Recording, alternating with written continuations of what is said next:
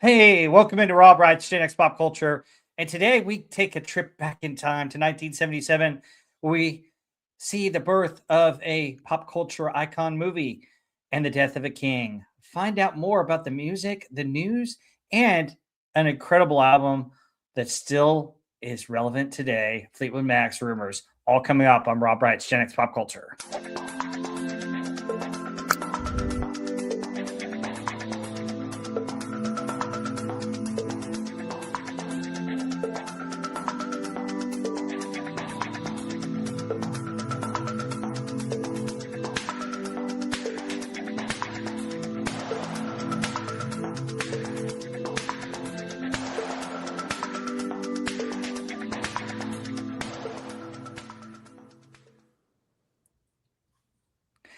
And let me bring in my wonderful panel that's here to talk about all this wonderful music with you guys. Here we have Agent Pepsi One, hiding Hey, in plain sight. Hey, how are you, Agent Pepsi One? I'm doing well. I'm doing well. How are y'all? Doing good, doing good. Glad you're here. And then Mr. Stark of Iron, how are you today? I'm doing well. As if I didn't have enough workload on me, I now have a second channel. The Tower After Hours is in the chat. Feel free to share the links. We're going to try and get this one monetized as quickly as possible. We're going to be doing our debut stream over there. Other than that, life's been chugging right along. The main channel has gone full voice acting mainstream and picked up about 500 subs in a week. Nice. Sweet. Congrats. That's awesome. Congratulations. That is awesome. Thank you.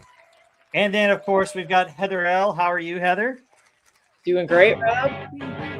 Cool. Tony, I must have a really dirty mind because that guy behind you, he's like perfectly positioned and he's like, like, I'm sorry. That's all, Heather, that's all I can think Heather, about. you've been hanging out at the Earth's core too much.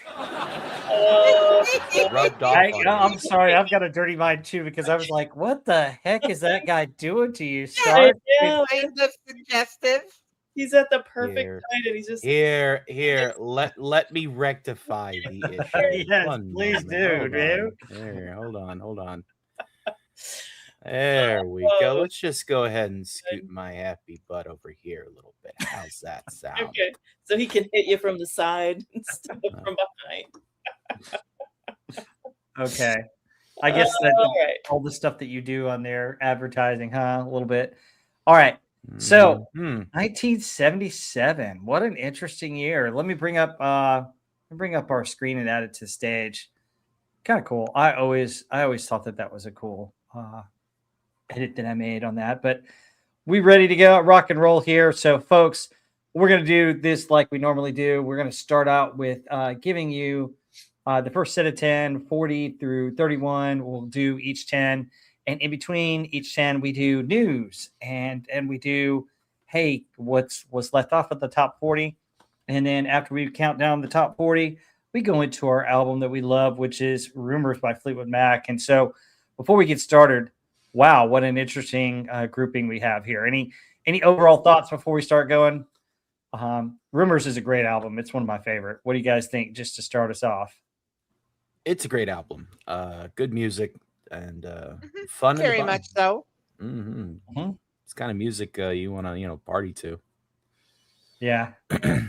Yeah, Rumors is great. 1977 is kind of hit and miss though for me. Like there's some really great stuff and then a lot of it's kind of like forgettable, maybe one hit wonders or just kind of my favorite Yeah, part of the show, dusting off the buzzer. Yes, let me set the stage for 1977, and folks, disco was in full swing. Yes, yeah. or no. Disco Stew Disco, is yes. here to remind you. So, We had disco. We had your classic rock. We had pop. We had the soft rock, which has become yacht rock. We have some really soft rock, which became crap. Oh, wait a minute, I spoke too soon. Then punk just started invading, and we may not get a punk on this top 100, but I guarantee in 1978 we would definitely get some punk. So punk music's just started, and we got a lot of news about punk rock coming in.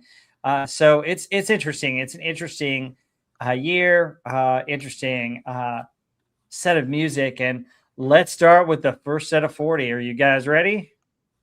I was cloned ready. Yeah. Boom. Okay. All right. So coming in at number 40 was "Enjoy Yourself" by the Jacksons, one of their last hits before they split up. Then we have "The Incredible Dreams" by Fleetwood Mac. Atlantic Rhythm section brought in a song "So Into You" for that. And then Barry Manilow with the ballad "It Looks Like We Made It." A Man for Man's Earth Band with the song that my brother can't stand, so I love to play it to antagonize him, which is "Blinded by the Light." Natalie Cole hit the charts with "I've Got Love on My Mind." Jennifer Warnes sings about the right time of the night. And then the Commodores come in with the perfect song for today. You know, if you ask me how I am on this morning, I would say I'm easy, like Sunday morning. Then Climax Blues Band with the song that I was playing when Agent Pepsi One entered the studio, couldn't get it right. And finally, we end with the greatness of Foreigner, who is just one of my favorite bands. Feels Like the First Time, which I don't know what that song's about. I wonder. I'll let you guys talk about that. Who wants to kick us off talking about this set of 10? Oh my God. Why not? This is again a mixed bag, as Rob said before. But I tell you, and you guys might want to buzz me. Oh wait, I have the buzzer. But I like won't Blinded by matter. the Light. I like Blinded by the Light. Okay, I think. Oh, I that's a do. great I do album. too. That's one of Great my. I like song. the song. Yeah. Yeah, it's a great song. I often catch myself, going, "Mama didn't tell me to look into the eyes of the sun," in the You know shower. who it was written by? Who was it written by? Springsteen. Bruce Springsteen. Springsteen. Yes, Makes sense now. Yeah, So the it's all boss. come together. Easy Like a Sunday Morning is also an earworm. Feels Like the First Time by Foreigner, also an earworm. But then you have, Enjoy Yourself, which I'm pretty sure that it's been overplayed, and it is. I mean, the Jacksons were on their way out at this point, so. But all in all, this is the end of the folkish, as we begin to really focus on the dance floor. This is the year when disco really started to launch itself like a rocket. And so as we get further up the list, we're going to see more and more buzzworthy entries, to say the least. But all in all, good 39 through 30. So yeah, or 40 through 31. I'm waking up. Best part of waking up is doing your math right. Good enough. That's my entry. All right, who wants to go next? I'll take it next. I mean, he was 100% right.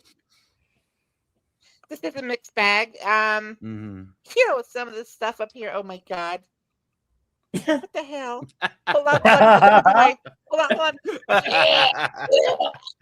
Wow, these are Agent Pepsi One's usual responses here. That was the Jacksons. One more time.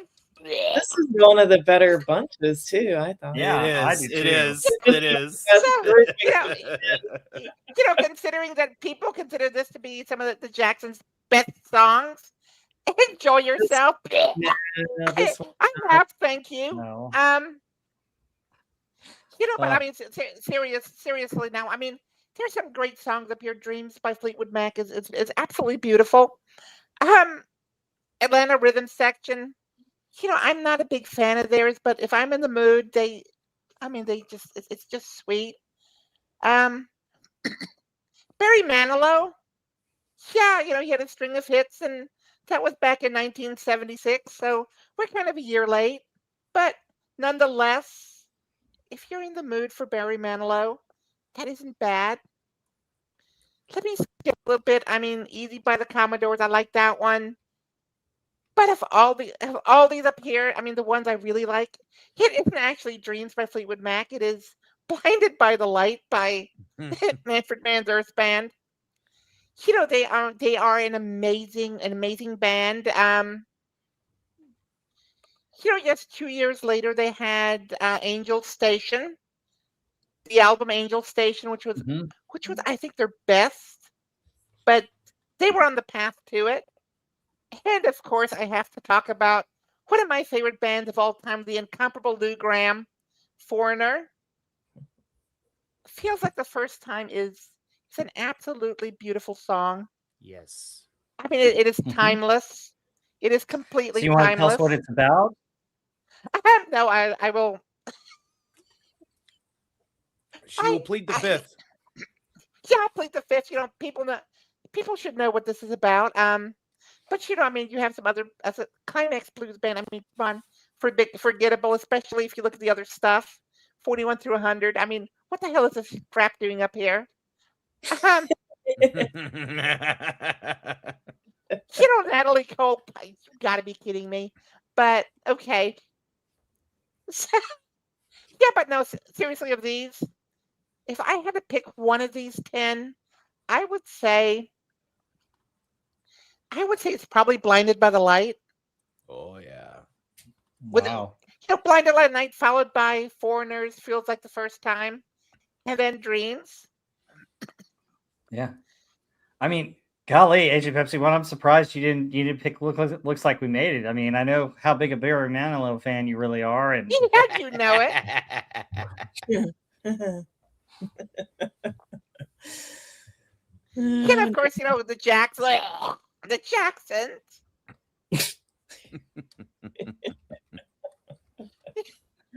yep. All right, Heather, what do you think?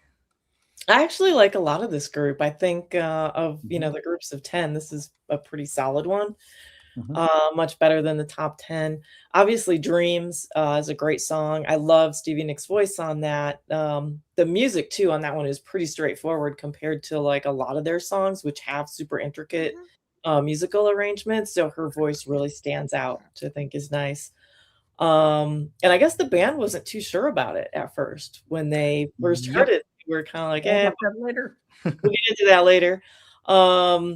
Easy by the Commodores, my favorite Commodore song. Hands down. I love that.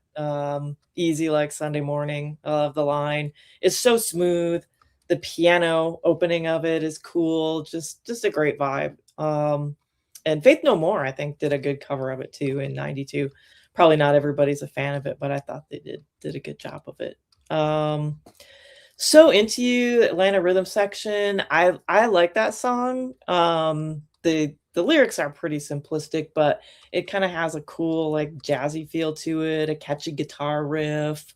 The music it gives me kind of reminds me of Steely Dan a little bit, like not the way the lyrics are because Steely Dan has much more complex lyrics, but just kind of the jazzy rock feel to it kind of reminds me of that. I think it's pretty good. Feels like the first time, obviously, and their first hit song, kind of written when they were putting the band together. So I like it. It's just a straight up rock song. Blinded by the Light, obviously, those keyboards in that are so iconic, and the musical arrangement is just fantastic. I love the way that song sounds. Exactly. Looks Like We Made It is a nice song. Barry Manilow, it's pretty. Not something I listen to over and over again, but I wouldn't have to turn it and be like, what's this? It's pretty good. Couldn't get it right. I mean, the music's okay to it. I think it's kind of cool guitar sound. The bass is kind of heavy and funky. It's okay. Enjoy Yourself, the Jacksons. I mean, I actually like the Jacksons, but I don't really like that song. I don't think it's one of their best. And then Jennifer Warren and Natalie Cole, they're just kind of meh. Just not. They're not my cup of tea. Not at all. That's it. Oh, how Hot diplomatic. takes from Heather. Hot take Heather. Yeah. All right. So yeah, I agree with you guys on the Jacksons. Enjoy yourself. I think this was showing that they were ready to break up and Michael was ready to break out. We'll talk more about Dreams later. So Into You by the Atlanta Rhythm Section. I like that song. It's got a fun groove to it. And apparently there's a story behind it that it's been rumored that a woman in real life was Leslie Hawkins, one of the Honkettes, backup singers from Leonard Skinner, which more about them in the news when we get to Sadness.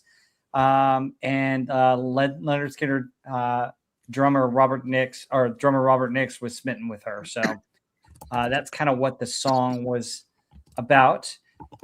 Looks like We Made It is another sappy Barry Manilow song. It's okay. It's if you like Barry Manilow, it's one of his typical songs. I don't think it's his best song by far. Love Blinded by the Light. Love the instrumentals. Not only the keyboards in that, but I like the guitar solo in that. It's just great. The way they bounced the sound, and you know what I'm talking about when I use the word bounce. The way that it had such great fade and reverb. It was beautiful. That and I love the backing. The backing vocals on it as well are just great. So I've Got Love on My Mind is not that great a song. Right Time of the Night I think is a decent song. It's one of those that you'll hear on on your yacht rock stations, which it's all right. It's kind of catchy. I love Easy by the Commodores. I mean, I agree, Heather. It's one of my favorite. That and Sail On are my two favorite Commodore songs.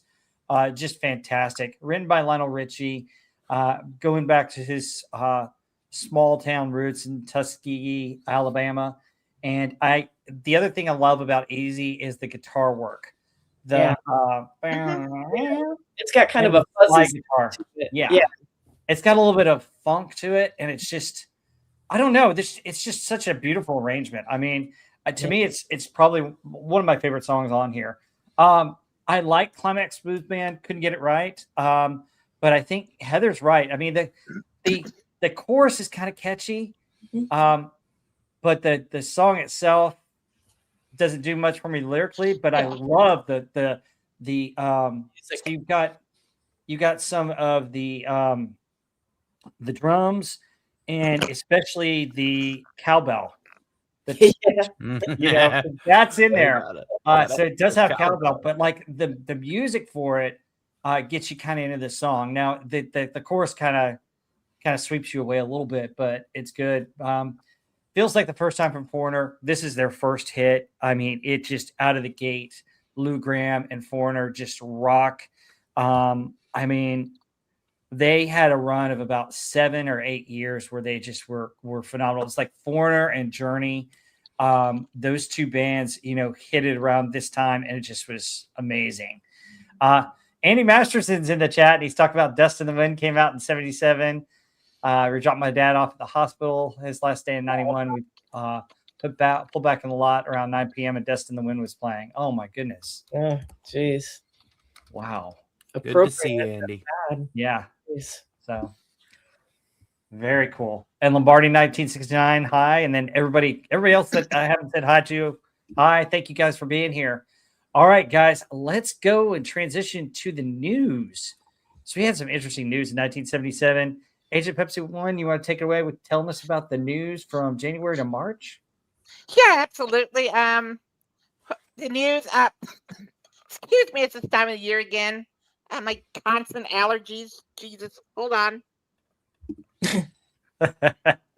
Yeah. Technical difficulties. And without further ado, here's Agent Pepsi 1. Here we go. I'm just, Jesus, hold on. I swear. I am so sorry.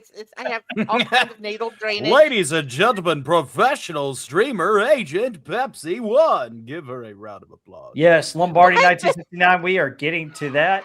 Oh my God. Folks, this is hard enough. Okay, here we go. On the 1st of January, you had The Clash. Headlines openings for London's only punk rock club, the Roxy. On the 6th of January, you have, after releasing only one single for controversial English rock punk band, the Sex Pistols. EMI terminates their contract with them in response to the band's disruptive behavior, and rightfully so. How funny. On an ITV show Today and Later at the London Heathrow Airport. What? Okay. Oh, that's not 22nd the of only news we January. have from the Sex Pistols this year. You on the 22nd of January, you have, I don't know what's even in here, German cellist Maria Kegel makes her London debut at the Wigmore Hall with a program of Bach. What is this one? Cade and Frank. Then on the 26th of January, you have Patti Smythe, who falls off the stage opening Bob Seger. Okay, how is this possible? Okay, opening for Bob Seger in Tampa, Florida, and is rushed to the hospital for 22 glorious stitches in her head. Agent 51, you really have to ask how that's possible with Patti Smythe? Right. I mean, come on. What do you think happened? Just a few, one too many, maybe just Yeah, one. Just No, a wee she should bit. be used to it. I mean, she should be used to it. Then on the 4th of February, you have a lot of stuff. You have Paul Desmond, his last concert with Dave, whatever that is, Bubreck. You have American Bandstand celebrate his 25th anniversary with Dick Clark and an all-star band performing Roller Beethoven by Chuck Berry, Seals and Crofts, the Greg Allman, Junior Walker, Johnny Rivers, the Pointer Sisters, Charlie Daniels, Doc Severinsen, Les McCann, Donald Byrd, and Chuck McGlone. And remember Mangione. Booker T and the MGs. And then, of course, you have Fleetwood Mac's widely anticipated Rumours is released, and it goes on to become one of the best-selling albums of all time. More about that later. Yes, absolutely. Yeah, then on the 14th of February, you have the B-52s give their first public performance at a party in Athens, Georgia.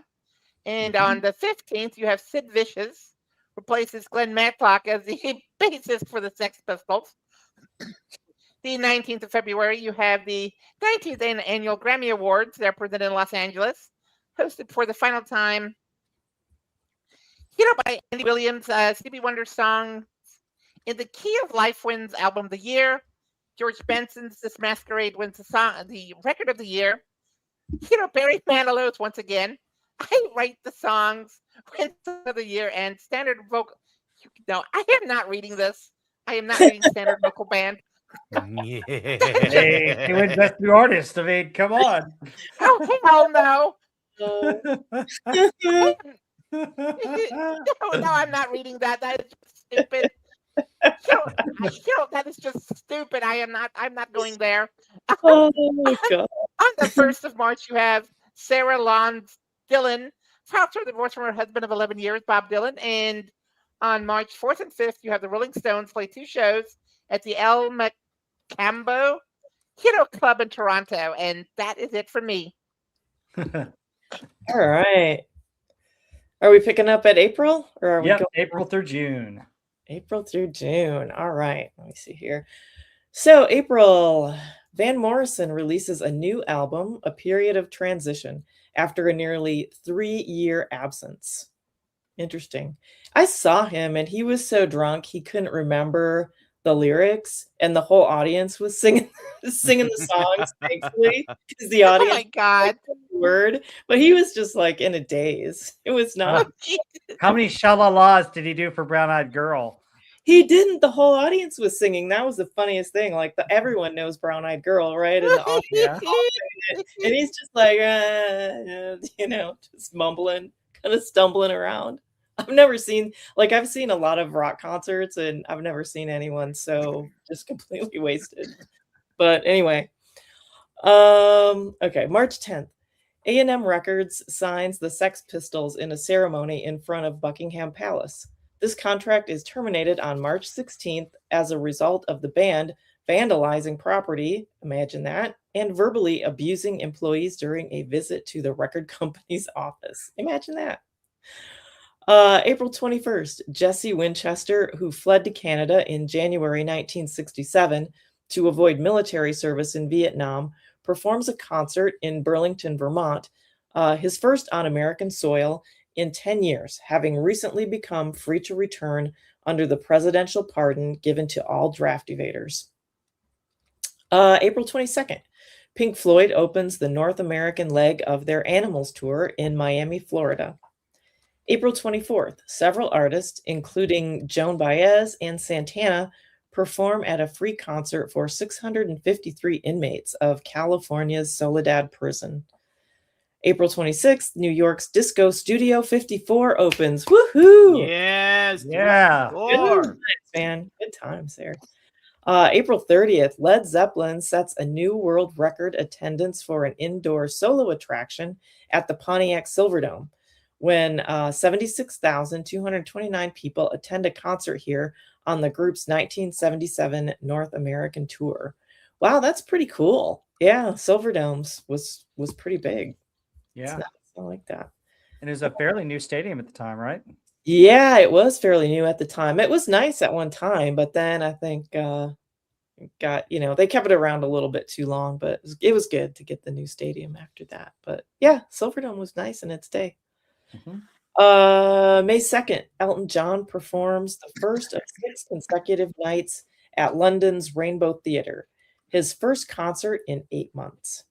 May 7th, having been postponed from April 2nd because of BBC's technicians strike, the 22nd Eurovision Song Contest finally goes ahead at London's Wembley Conference Center. The winner is the winner is Marie Miriam, representing France, with Lucy et un enfant, whatever the hell that is. I knew I'd get there all the hard ones. The British actor, Lindsay DePaul, and Michael Moran's Rock Bottom comes second. Yeah, that French one, that was kind of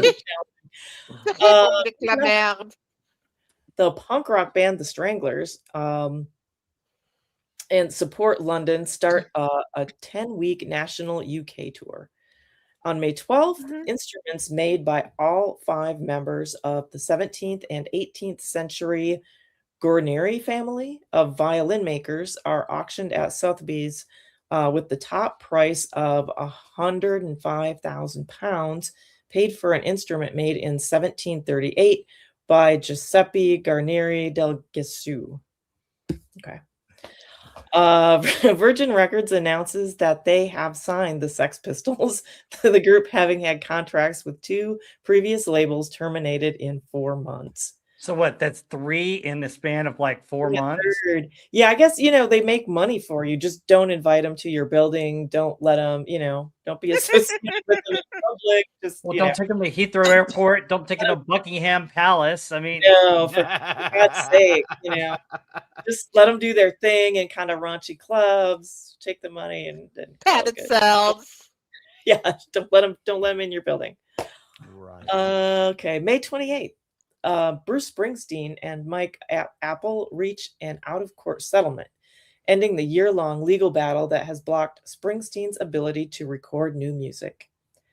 May 29th, Elvis Presley walks off stage in the middle of a concert in Baltimore, Maryland. The first time in his 23-year career he has done so.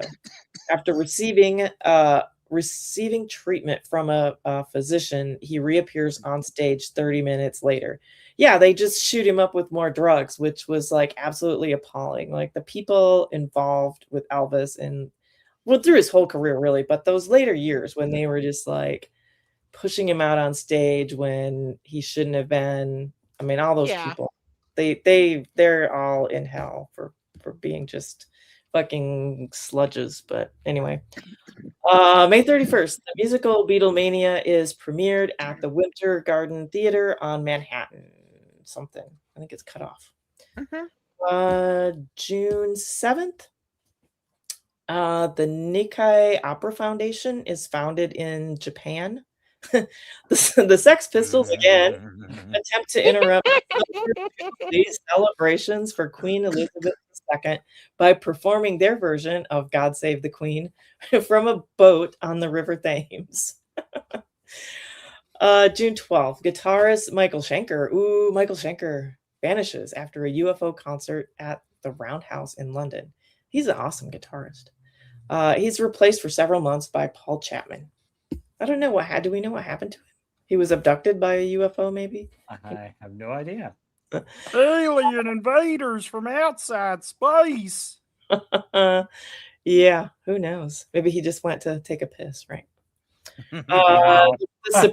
The Supremes perform for the last time together at Drury Lane Theatre in London before officially disbanding. June 15th, the Snape Maltings Training Orchestra makes its London debut at St. John Smith Square. Okay. Yeah.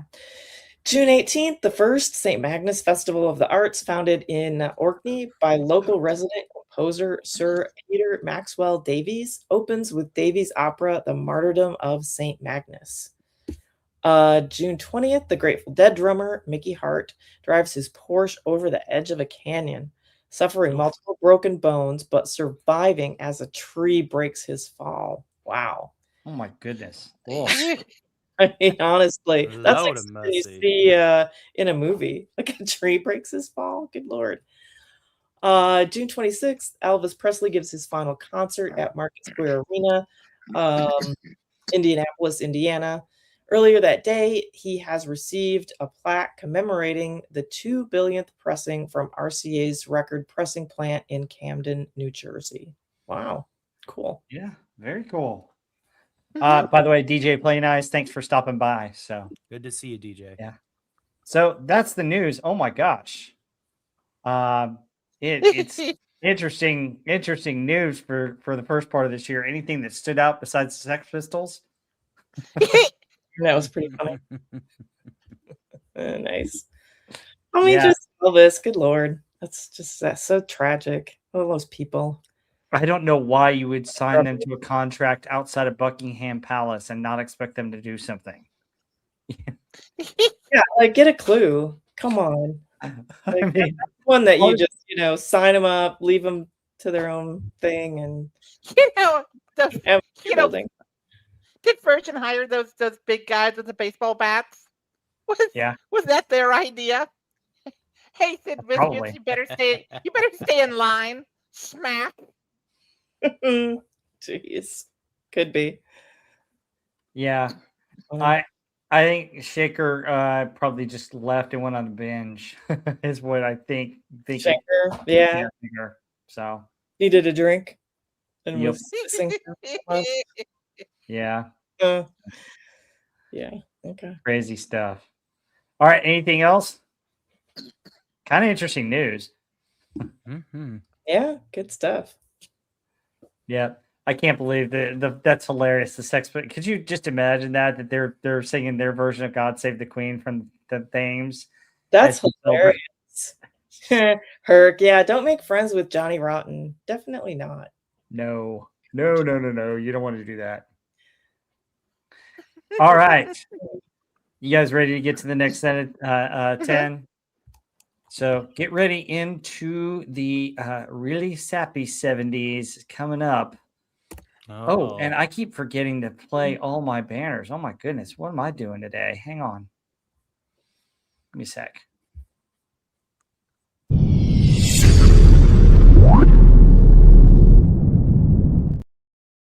Man, sorry about that. All right, so let's go to 30 through 21. Sorry.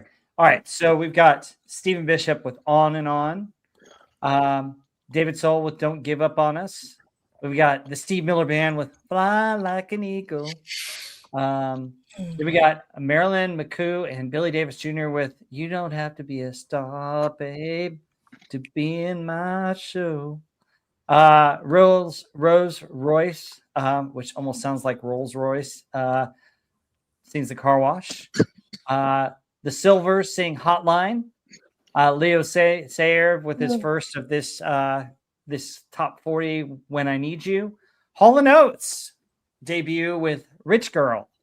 Glenn Campbell crosses over from the country charts to the pop charts with Southern Nights. And Bill Conti with another big movie from 1977 that changed a lot of the way we look at sports movies with Gonna Fly Now from the Rocky soundtrack. So who wants to take this set of 10?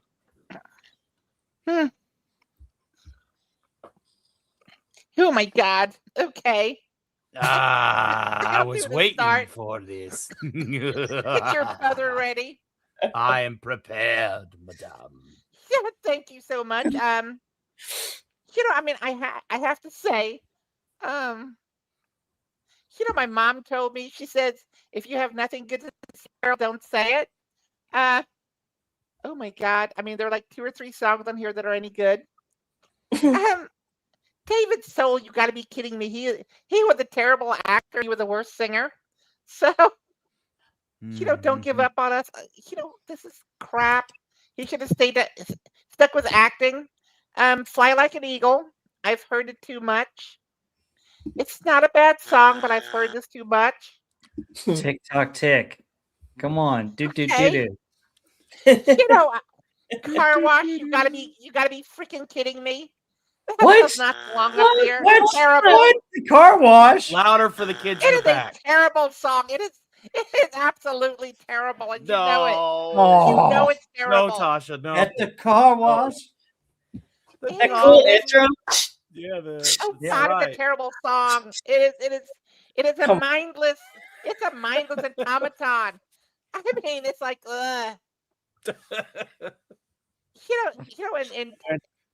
Rich Girl isn't bad. I'm not a Hall & Oates fan, as y'all know. I mean, but it's not a bad song. The only song that really speaks to me on these 10 is Southern Nights by Glenn Campbell. And I normally hate country, but this one is actually, it's the only one that speaks to me. And the others, ew. Just ew.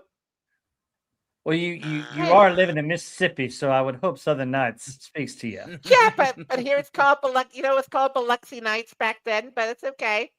Also, I wasn't around. So. Okay. Okay. All right, Agent 51. Yeah, Wow, some hot takes from Agent 51, man. Wow. Jeez. Agent Pepsi 1 bringing the fire. Wow. Oven mitt. Where's the oven mitt? This pan is too hot. Yeah. I mean, just enter the blast furnace with all these and melt them down, with the exception of Southern Nights.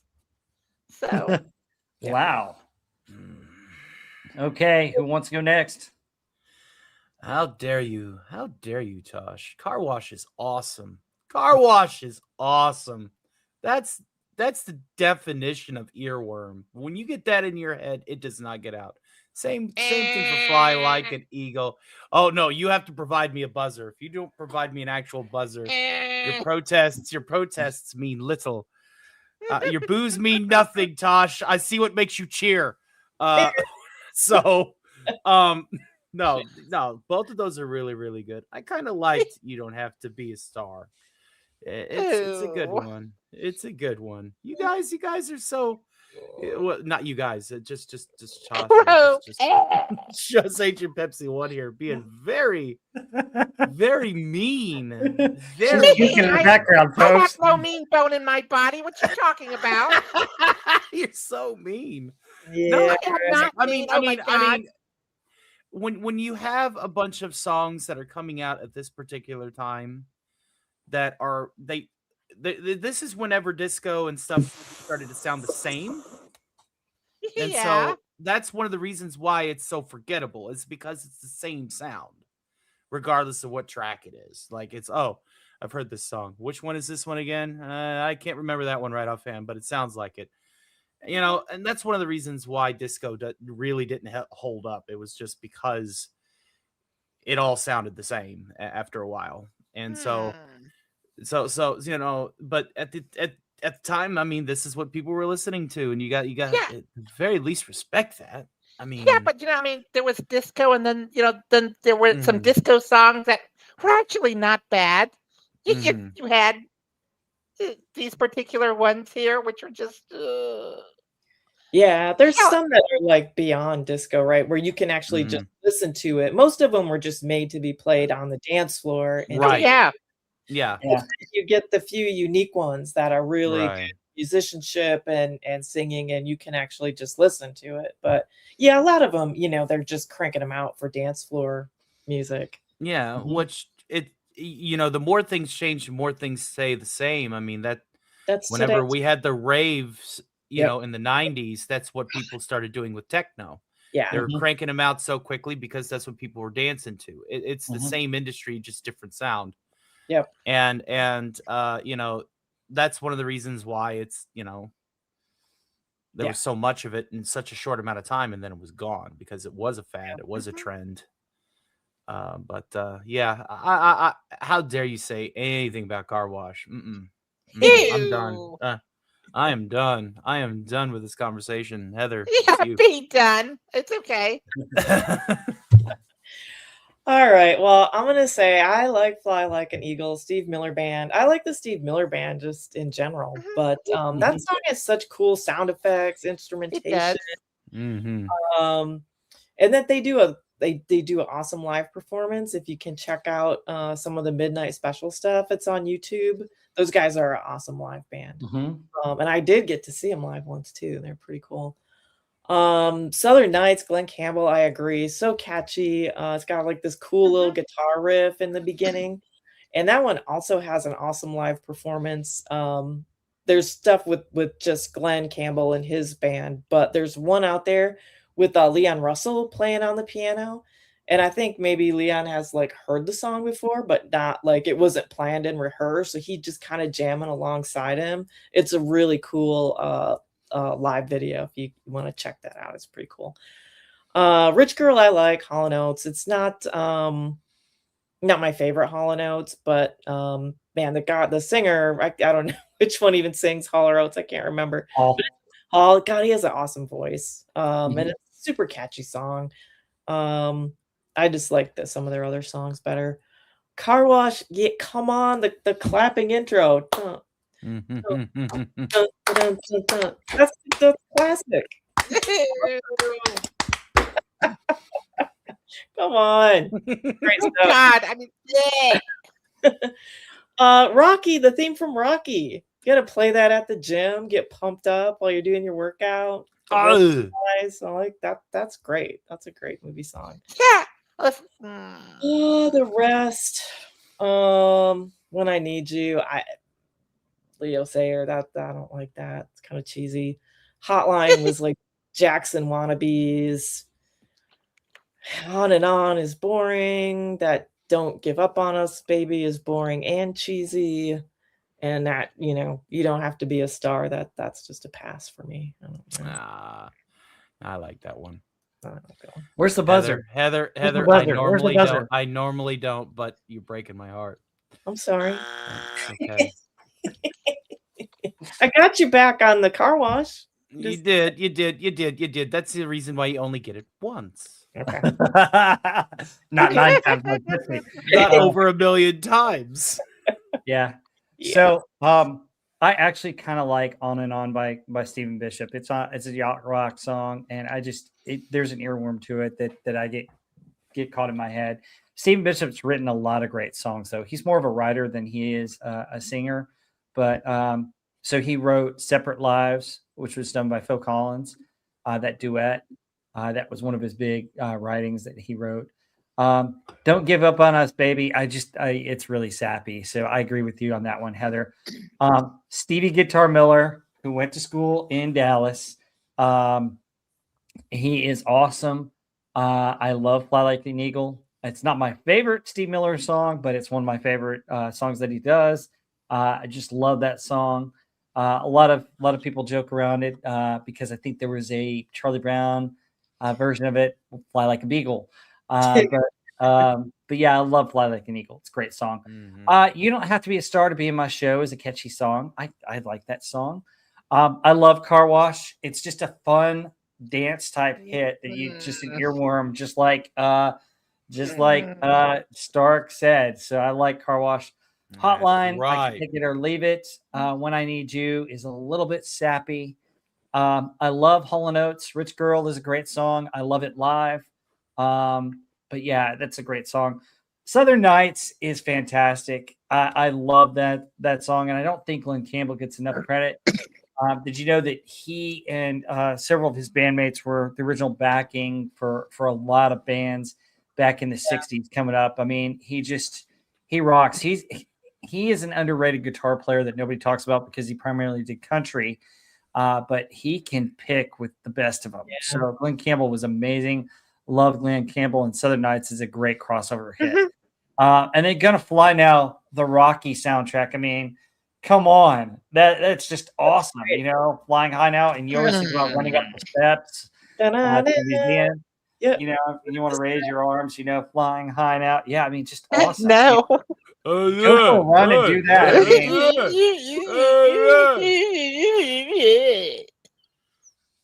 I could tell that Agent Pepsi One is having a great time. Can you guys? Oh, I know. She's having just a great time. Oh, wow! You don't like Rocky? She's so positive. She always brings a smile to your face. She's okay, so hold on. While we're on the subject here, we've got a couple movies that are mentioned here. Rocky's one of them, and another one is a great movie that changed history of pop culture forever. But Rocky.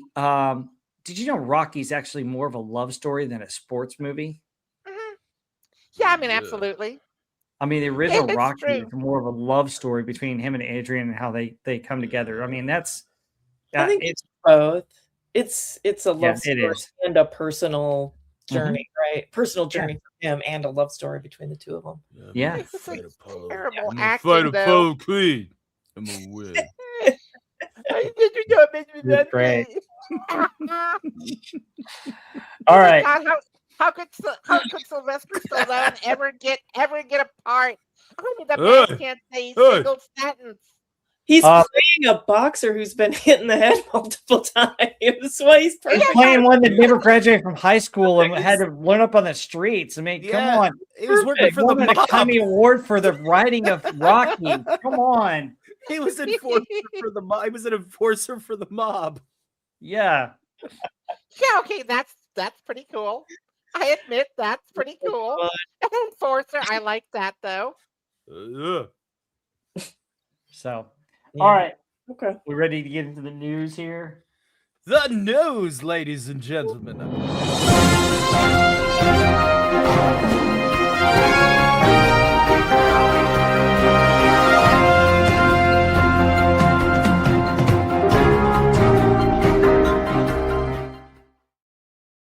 All right, take it away. Stark, July through September. Ladies and gentlemen, it is time for the news of the year of our Lord 1977 coming down the pipeline from here from WKRP in Cincinnati.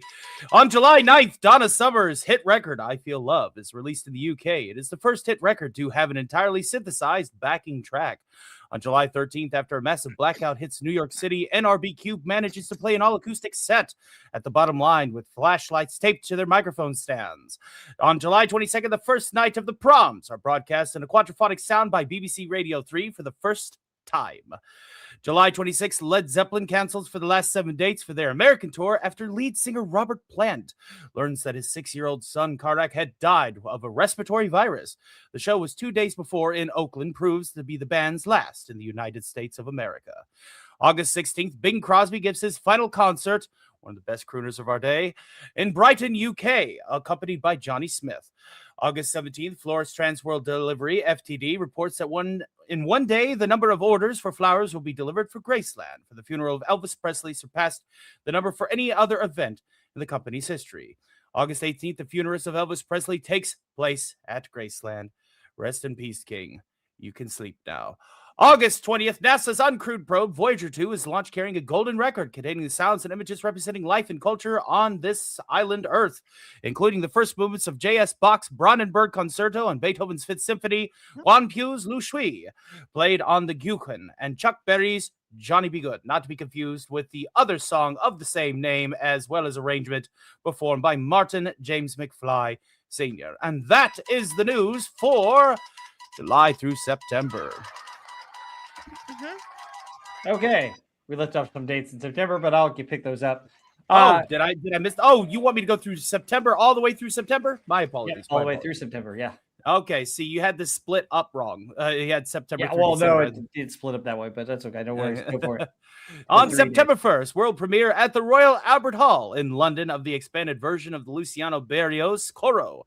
On September 3rd, nearly 110,000 fans packed Englishtown Raceway in Old Bridge, New Jersey, United States for an 11-hour concert by the Grateful Dead, Marshall Tucker Band, and the New Riders of the Purple Sage. September 15th, the third and final annual Rock Music Awards aired on NBC. Fleetwood Mac dominate, winning 5 awards, while Linda Ronstadt delivered the Best Female Vocalist trophy for the third time. There we go. Now that is the news, ladies and gentlemen. Back to you, Rob. Yes. And for those that are still counting, yes, Elvis is still dead. On October 3rd, Elvis in concert, a TV concert special featuring Elvis Presley's final tour is released after his death and is aired on CBS Canadian channel CKND-DT simulcasted. October 5th, the bicentennial season of La Scala opens in Milan with the production of Gillespie Variety's Don Carlo. And I hope I pronounced that okay. Heather can help me with those if I need help. October 9th, Aerosmith cancels several tour dates after this is a serious one. After Joe Perry and Steven Tyler are injured by an M80 explosive thrown on stage at Philadelphia Spectrum, burning Taylor's left cornea and cutting Perry's left hand. Jeez. That's insane. I think that was just somebody threw a firecracker up there, but still. And then this was a dark day. October 20th, a plane carrying Leonard Skinner crashes in a forest in Mississippi, killing songwriter and vocalist Ronnie Van Zant, guitarist Steve Gaines, background vocalist Cassie Gaines, and assistant road manager Dean Kilpatrick, and seriously injuring many of the remaining band members. Do you know where they were going? They were on their way to Texas, and they were going to do Texas Jam. And they were supposed to do Texas Jam. So another band replaced them. They were a Texan band. Any guesses on that band that replaced them?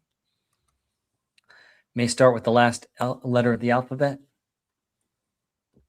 ZZ Top? Yeah, ZZ Top. Wow.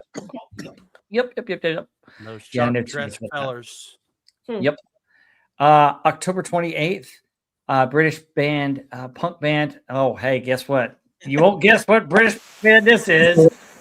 Sex Pistols released Nevermind the Bollocks. Here's the Sex Pistols on Virgin record labels. Despite refusal by many UK retailers to stock it, it debuts at number 1 on the UK album charts the week after its release.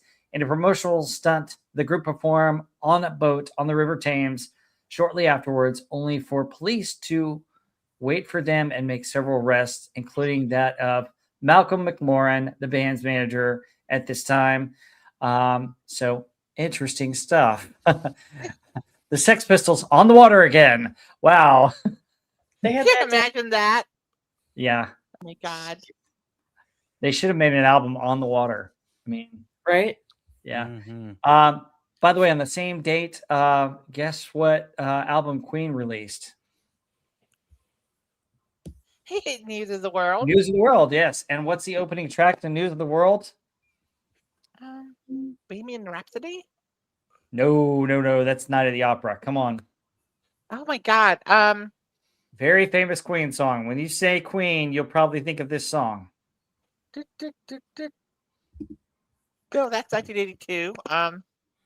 Nope. She's a killer. Heather? God. No, Killer Queen's not on this album.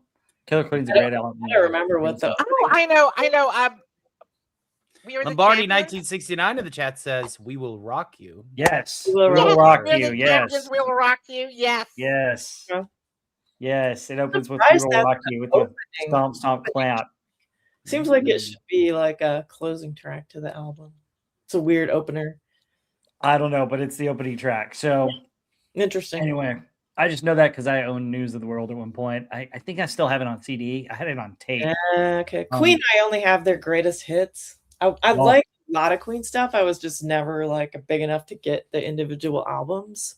So I have Yeah, I got but News of the World, and then I got both their greatest hits albums, both the blue and the red ones. But yeah, yeah, I hear you. News of the World just had so many good songs on it. So We all Are right, the Champions and We Will Rock You is fantastic. oh yeah, both of them are awesome. Some of my favorite Queen songs there. October 31st, Halloween on that day. Wow, my first Halloween. No, yeah, my first Halloween. Yes. Just kidding. Well, yeah, no, it really was my first Halloween. I was almost 1 years old. The original version of Karl-Heinz Stockhausen's Jaharsful is premiered at the National Theater in Japan in Chiyoda, Tokyo by the Imperial Geiku Ensemble. Woohoo! I got through that without fumbling. Wow. Interesting. I have no idea what that is. I think it's some kind of opera. All right, November 12th, the 6th OTI Festival held in Centro Cultural de la Villa de Madrid Auditorium in Madrid, Spain, is won by the song Quincho Baralet, written by Carlos Mejia Godry, performed by the Goya Gonzalez, representing Nicaragua. Okay, Heather, I'm never going to make fun of you for doing the names because I got myself in trouble now. November 25th, 10 years of Rolling Stone, a television special commemorating the 10th anniversary of Rolling Stone magazine, airs on CBS in the U.S. Guests include Bette Midler, Art Garfunkel, Billy Preston, Melissa Manchester, and Keith Moon. Wow, all backing members of famous bands. November 30th, Bing Crosby's final Christmas special, Bing Crosby's Merry Old Christmas, airs on CBS. And this is famous for one song that he sings with a famous artist. Who's that famous artist, and what is the name of the song? Without looking at the cheat sheet. Yeah, that would be David Bowie and Little Drummer Yes. Boy. Yes, very good. Peace on Earth, Little Drummer Boy. Yes. December 14th, all the girls just love this movie. Saturday Night Fever appears in a movie theater, igniting the new popularity for disco music, pushing it to the forefront of American pop culture with the soundtrack performed by who did the soundtrack? The Bee Gees, right? Woohoo! Yeah, which it's an awesome soundtrack. I'll give it that. The movie's kind of okay. It was, one of John Travolta's breakout roles, but December. I thought it was What? good. I like the movie. I thought it was It's good. all right. I Maybe mean, because I'm a girl. I like it. Oh. the music better than the movie, I think. But He was good in it. yeah, He just did a great job. yeah. Yeah, but John Travolta. Have y'all seen The Experts with John Travolta? I love that movie. I haven't seen You've it. never seen The Experts where he gets kidnapped by the Soviets and they're like this American town in the late 80s. It's hilarious. No. No, Oh never my seen it. God. That's where he met his late wife Huh. on the Okay. set of that movie. I've not Huh. seen it. I'll have to check that one out. Yeah, interesting. All right. So December 17th, Elvis Costello makes his American television debut on what TV show? What popular TV show that began a couple of years earlier? Saturday Night Live, when they used to be funny. Yep, Saturday Night Live is a last-minute replacement for the guess who? Guess who's been in the news the whole time? He replaced the Sex Pistols. Oh, gee. So, folks, if you like the Sex Pistols, we talked about them a whole lot in 1977 news. I mean, my goodness, they're everywhere. Anyway, who refused visas to enter the United States. Costello is banned after substituting the scheduled performance of Less Than Zero with Radio instead. So, wow. Elvis Costello doesn't seem like, bandwidth, but okay. Yep. And December 31st, the 6th annual New Year's Rockin' Eve special airs on ABC in the United States with performances by the Ohio Players, Crystal Gale, Kenny Rogers, Casey and the Sunshine Band, and Andy Gibb. So nice. Yep. So that is all the news for 1977. But Heather, do you want to talk about some albums that came out that year? Did you have any notes on albums? I have a few albums that came out that year. Maybe. Go for it.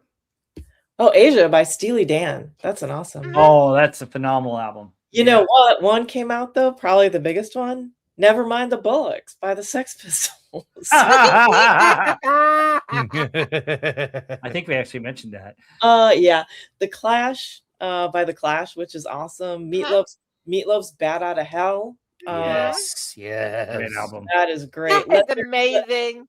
Let There Be Rock, AC/DC. That's another awesome one. Slow Hand by Eric Clapton. Oh, Yes. Exodus, Bob Marley and the Wailers. Mhm. So that's a little taste, a little variety. A ton of great albums came out more, but that was kind of my variety highlights. Yeah. but you know, Bad Out of Hell by Meatloaf. Great. I absolutely love that album. I love every single track on it.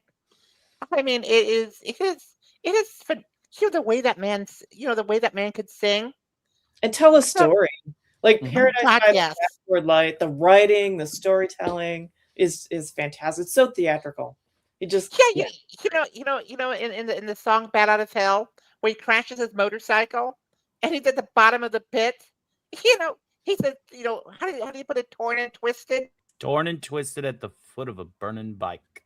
Yep. Exactly. I mean, I'm going, oh my God. I mean, you're like there when he's singing. Mm-hmm. yeah. It's one of You my guys know where favorite Meatloaf is songs from? to cover. One of my favorite songs to cover. One of my favorite Yeah, songs you by wanna- Jim Steinman. Yep. Oh, because- Jim Steinman, yeah, it was great. Yeah. Yeah, 2 out of 3 ain't bad. That's probably my favorite song off that album. Yep. Oh my God. Oh, And I- Meatloaf you know, is from where? Do you guys know where Meatloaf is from? Texas. Yeah, he's from Dallas. Is he? Okay. Yep, he's from Dallas. And when he was 15 years old, he had a learner's permit, but he was allowed to drive because he got a special permit because both his parents worked. And so on November 22nd, he and some of his friends were kind of skipping school because they got a little bit of time off so some kids could go attend a certain president who was visiting. And they decided to ditch and go to the bowling alley. And they were making their way back from the bowling alley. And they were on the freeway and their car got stopped by somebody from the Secret Service. Oh my God. Who jumped in their car, took it, and took him and the rest of the kids to Parkland Hospital. And do you know what was happening at Parkland Hospital? Well, Kennedy had just been assassinated, and he was right there. So he was at Parkland Hospital, drove right up to the front by it. He was right by the limo and everything when Kennedy was taken in, and he was my actually God. interviewed on TV. Jeez. His coach didn't believe his football coach didn't believe him. That's why he missed practice. And his coach saw him on TV the next day, that night and was like, "Oh my gosh!" So yeah, that's Meatloaf's Kennedy story. Wow, interesting. Yeah. So there you go. There's more useless knowledge from Rob Wright. I should have my own intro for that. Yeah, you need a little bumper. Oh my for God, that. I didn't know that. I did not know that one. Yeah. It's interesting now. Yep. Kind of interesting. Kind of fascinating. But was there anything else in the news? I mean, Elvis passing away was a huge deal. I mean, my goodness. So yeah, man, that's just tragic. Yeah, and then the other tragedy was Leonard Skinner. I mean, Ronnie Van Zant had a great voice, but apparently that plane, oh man, they'd gotten the plane from Aerosmith. There was another private plane that they bought from Aerosmith, and Aerosmith had problems with that plane. And so it was like you're buying used planes, and that's part of it. So it's just my goodness, guys, don't buy a used plane. Yeah. Okay. Or Okay, get a Ryan. mechanic. Get a good mechanic. I'm Yeah. buying a used plane. Have it up. You know, Wonderful. have Oh maintenance. God. Yeah, have Yeah. maintenance. That's a good thing. Yeah. Yeah. You know. Speaking of maintenance, guess why my husband couldn't leave Seattle the other day? Maintenance problems. Maintenance problem. Maintenance problems. Yeah. They couldn't get one of the engines running. Oh Or it would God. run, it would like sputter, and then it would stop. And they said, "Nah." Yeah, good. Oh That's good. gosh, yeah, Good it's a call. good idea not to do that. Jeez. Oh man. Yeah, Yeah. crazy stuff. All right, guys, we ready to get to the next set of 10? Let's do it. Mhm.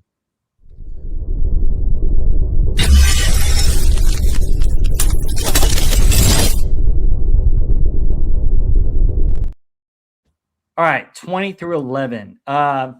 So number 20, coming in at number 20, Gotta Give It Up by Marvin Gaye. Then Hotel California by the Eagles at 19. Mhm. For Duke by Stevie Wonder. Mm. Then Peter McCann with this is the title of the song, not a request. So don't get all your hopes up. Do you want to make love? Then Pablo Cruz with his most famous one, What You Gonna Do? ELO comes in at number 15 with Telephone Line. Jimmy Buffett with his most unforgettable song, Margaritaville. Leo Sayer comes in number 13 with You Make Me Feel Like Dancing, which a certain Eldritch God has rearranged to me. And then at number 12, More Dancing Songs, Dancing Queen by ABBA. And then finally, Casey and the Sunshine Band enter the charts with I'm Your Boogeyman. So, who wants to disco and dance through this set of 10? Hmm. Oh my God. Let me get my platform shoes, but I'm not going first. Dance myself right out the womb. All Oh, right, God. I can go if you guys are gonna, sandbag. Hotel California, obviously we talked about last week. It's a fantastic Oh. song. Just perfect writing, instrumentation all the way through. Telephone Line, I think is cool. I like ELO, and that is like such a cool, unique sounding song. I mean, it almost feels like it's like a kind of a doo-wop, but then set to 70s music, and even get the little dial-up modem in the beginning, which is what it always reminds me of. Dancing Queen by ABBA, I like it. I think they're beyond disco. They are great vocalists. They don't really sound like other disco songs. They are instantly recognizable to me, just from their vocals and harmonies. The little piano accents in the song are really cool. Margaritaville, I like it, even though it's like so overplayed and it's done like ad nauseum at karaoke bars. I still like it. It's just a great, like, go on vacation, hang out in Mexico, get plastered on the beach. It's just a perfect vibe. And I love the line, I blew out my flip-flop. It's just so silly. And then I was reading Pop top. I was reading about it because I just thought he was just being silly. That actually That happened. really and happened. he wrote this song as like a real account. So he's in recording one day, and he would complain about a bad day on the beach. It's like, okay, Jimmy, the worst day on the beach getting drunk is better than the best day at work. So You got that right. should not be complaining. But yeah, he actually did, like, lost a flip-flop, stepped on, an old beer can and cut his foot and stuff. And then he ran out of salt for his margarita. And, these are first world problems. But he was complaining in the studio, and he was going to write a song about it. And the producer's like, that's a terrible idea for a song. But he made it anyway, thankfully, because it was like, I think it's his biggest song. But I think it's good. I think it's a cute song. Do you know who it was supposed to be performed by at one point? I do not. Was someone else going to do it? Yeah, somebody else who unfortunately passed away that year. Not Elvis? Elvis. Yes. No. Elvis You gotta Presley be was. kidding me. No, Elvis Presley wanted a version of it. Yes. That would not have been. That's just not an Elvis Yes, that song. would not have. Yeah. Yeah. Buffett revealed in an episode of CMT's Crossroads with Zach Brown Band that Margaritaville was actually supposed to be recorded by Elvis Presley, my but God. Presley died the same year. That just would not have fit. It's perfect for Jimmy Buffett because that's just his style. But I can see Elvis doing that. Did you know there's a lost verse to the song as well? I don't know it, but Yeah, it's not very good. Okay, well, let's leave it. I mean, It's probably left out for a reason. I'm sure. it is, and it's about old men in tank tops cruising the gift shops, checking out the chiquitas down by the shore. Tank tops You and know, speedos, really. If you've ever been on like a beach, they've got they're like you know, super guys in the tank tops and the speedos. They're like German. I I think. I have something to say about this one though. Did you know that Jimmy Buffett is from Mississippi? In fact, he Yep. graduated at my alma mater, USM. Oh, cool. Yeah. So, and what he's singing about is actually his time in Biloxi on the beach. That's exactly what he's singing about. And Yeah. the old man looking at the girls. Yeah, that's Yeah. it's so Biloxi. But just remember, there is never a woman to blame. So That's right. Well, in the end, that's why it's a good song. He realizes exactly, it's his fault, right? Which was the yeah, right answer exactly the whole right. time. You know, come on. Where's your always buzzer, his Stark? fault. Where's your buzzer? Where's your buzzer? I Where's your got it. buzzer? I Come on, where's got your it. buzzer? I Where's your buzzer? got Where's your buzzer? it. I got it. I got it. I got it. Oh man.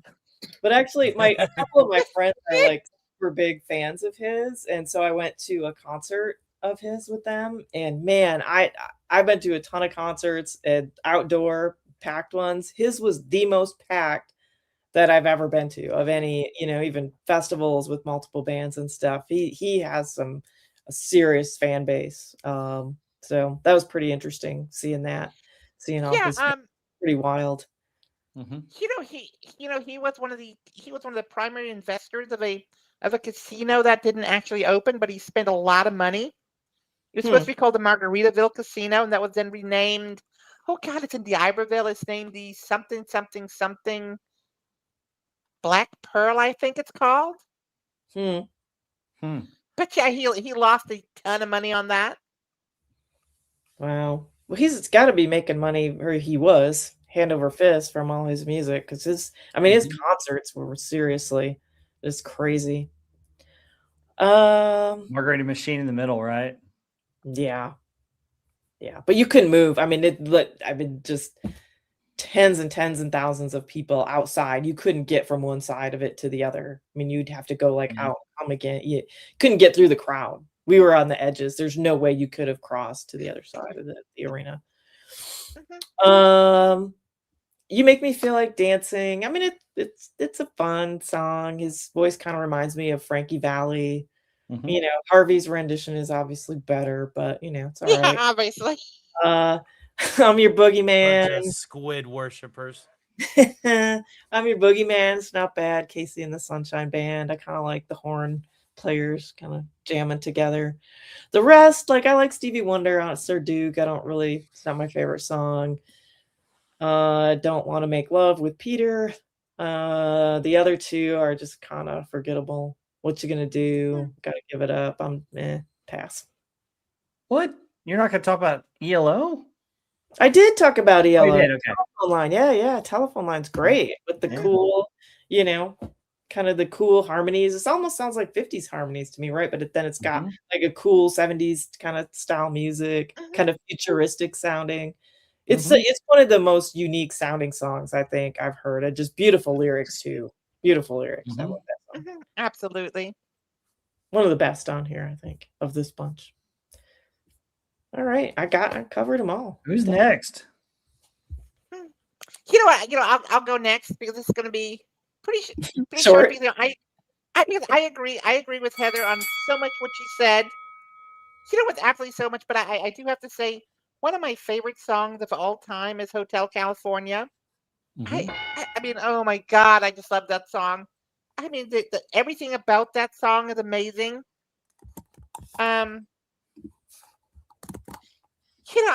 That's one of those songs I can listen over and over and over again and never get tired. And I mean, a lot of the other stuff up here is, if you think about it, I mean, it's a disco. It's the disco era. I mean, Boogeyman. I mean, Dancing Queen from ABBA. I mean, Rob, you're right. These have. I mean, it's just a different. It's like a different kind of vibe with them, with that Swedish band ABBA. Mm-hmm. But like I said, Margaritaville, I've heard it way too many times. It's a beautiful song, but I've heard it too much.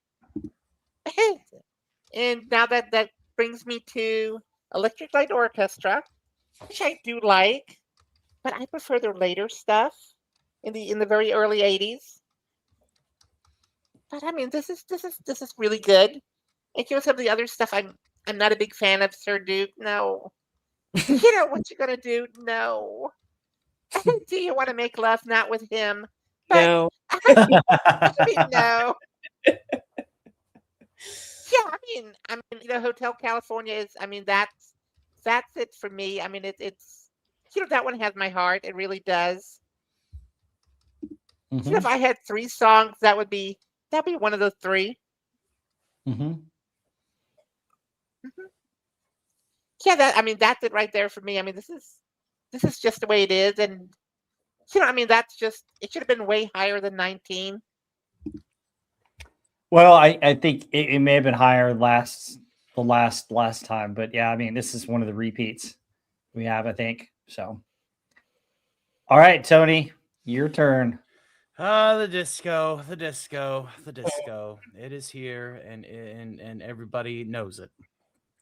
But of course, obviously, Margaritaville stands out. It's also one of my favorite songs to sing, especially after I've had a few. Telephone Line, its arrangement, its lyrics. This is my favorite out of the list. Is Telephone Line, and because it is very much signature flagship ELO sound and delivery. It's just beautiful and stands out above the rest. Obviously, I'm not going to touch ABBA, even though I just typed out, a fresh parody stanza in the chat.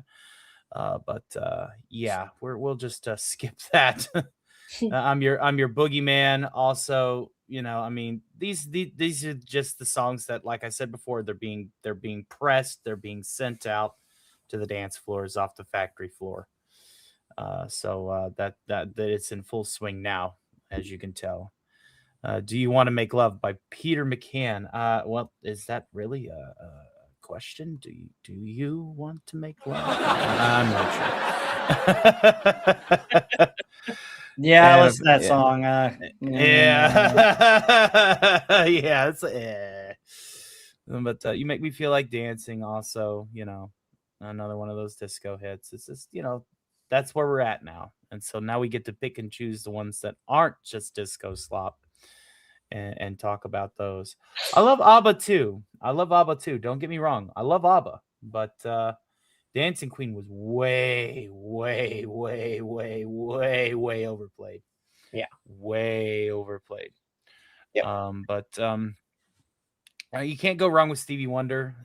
Obviously, Sir Duke isn't one of his better ones, but if there's anything that I love about that Motown sound is it stays true to that Motown sound. So, and any kind of like soul music, regardless of what it is, even like whenever they start hybridizing soul music with disco and funk, like Love Train, case in point, I love that. So, but I might be a bit biased, but that's my thoughts on this, to be quite frank. So yeah, Cool. All right. So Gotta Give It Up by Marvin Gaye. It's an okay song. Not his best, but it was kind of his kind of dance groove, because he didn't really like disco. And so at this point he was like, I don't really want a disco song. So he made a kind of a funk song. Love Hotel California by the Eagles. It should be way higher in this list. Stevie Wonder, Sir Duke is interesting. It's a tribute to Duke Ellington, and it's really about jazz music and kind of the birth of jazz to Motown. And I think Sir Duke's, it's a catchy song. Make Them Feel It All Over is a catchy earworm on that. It's not my favorite Stevie Wonder song, but I still kind of like it. The less said about the Peter McCann song, the better. I listened to that song for the first time. I'm like, what the heck am I listening to? How did that get up to 17? Pablo Cruz is okay. What you gonna do? I mean, it's a catchy song, but it's not. It hasn't held up. It hasn't held the test of time. ELO Telephone Line is a wonderful song. I love Electric Light Orchestra. I love the fact that I mean, it's just Jeff Lynne is just one of the most incredible artists of all time. And folks, he's still touring. He's still out there. If you get a chance to go to one of his concerts, I can't tell you how much you need to go see him. I mean, somebody that writes his own music, plays his own music, sings his own music, and produces his own music is so incredibly rare, even for back then. That talent is just amazing. And, Telephone Line is actually one of the songs that John Lennon even said that he's like, that's where the Beatles would have gone if we hadn't broken up.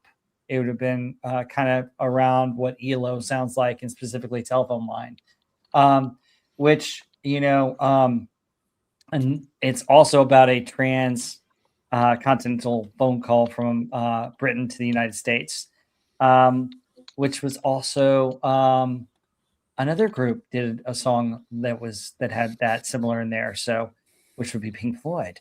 So later on, but yeah, Telephone Line's great. It's fantastic. Margaritaville is fantastic. I love that song.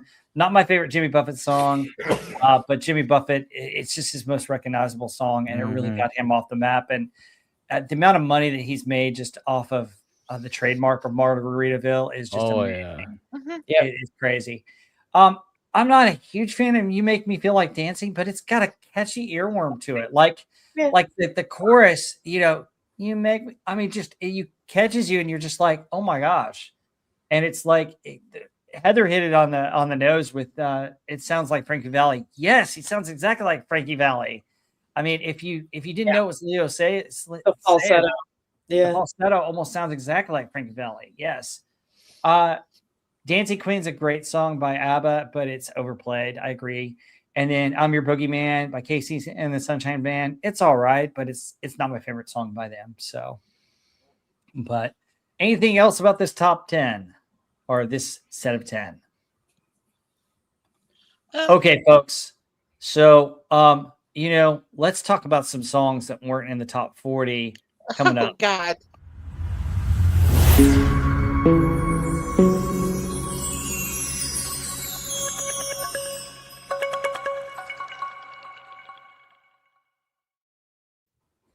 All right, so songs that should have been in the top 40 but weren't. Let's take the crack at this, because there's a lot of good ones that were left out. Oh yeah. Oh my God.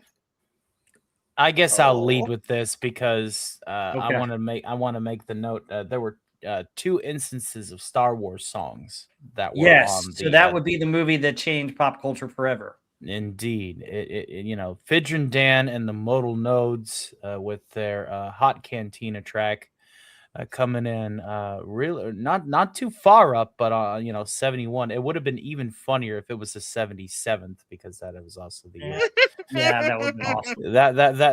That's my minor gripe, semantics really. I kind of one that I don't see that you don't have up here.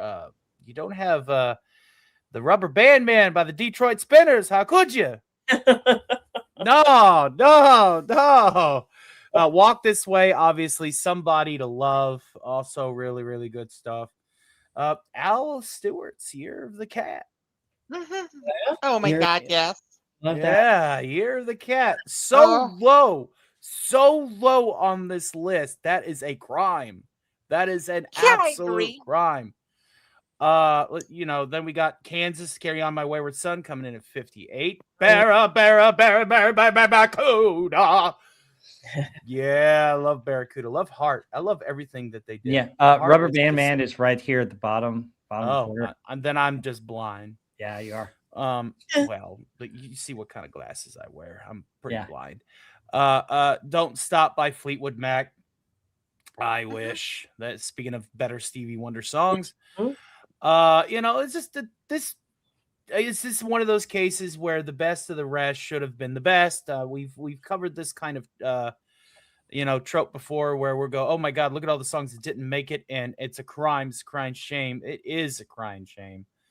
But yeah, that's just a few of my hand-picked ones there.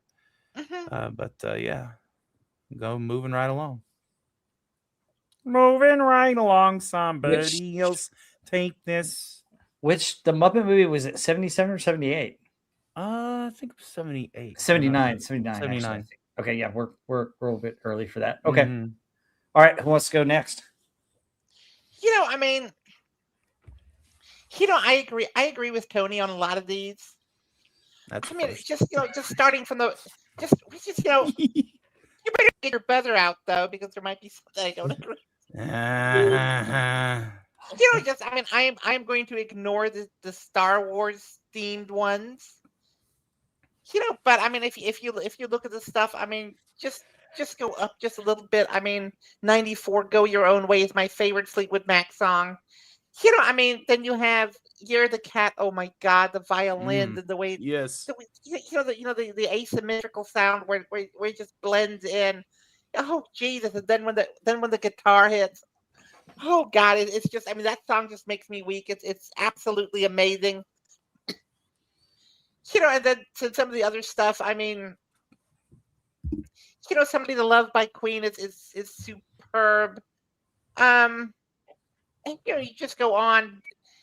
You Made Me Believe in Magic. I mean, I like that one actually.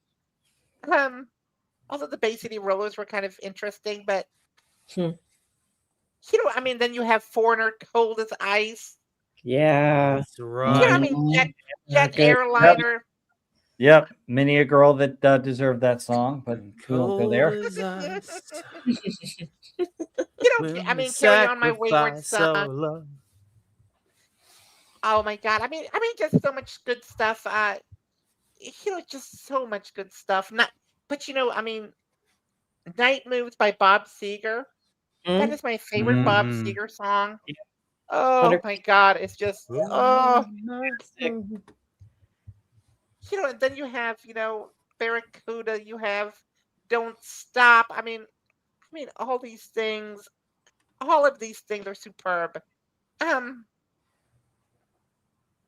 Yeah, I mean, it's just that same trope again, where you have all these good songs, and then you have all this crap that's in the top 40 that shouldn't be there. But yeah, I mean that's the way. But I understand that's the way you like it, huh? Songs. Okay.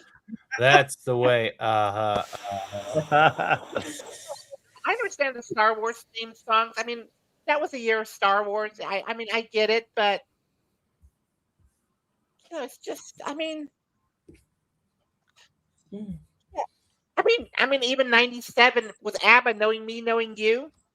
I mean, that is a song. Dancing Queen. Yeah. Yeah, I'm surprised. I'm surprised you mentioned a certain one that was around there, but Heather L probably mentioned it. So, yeah.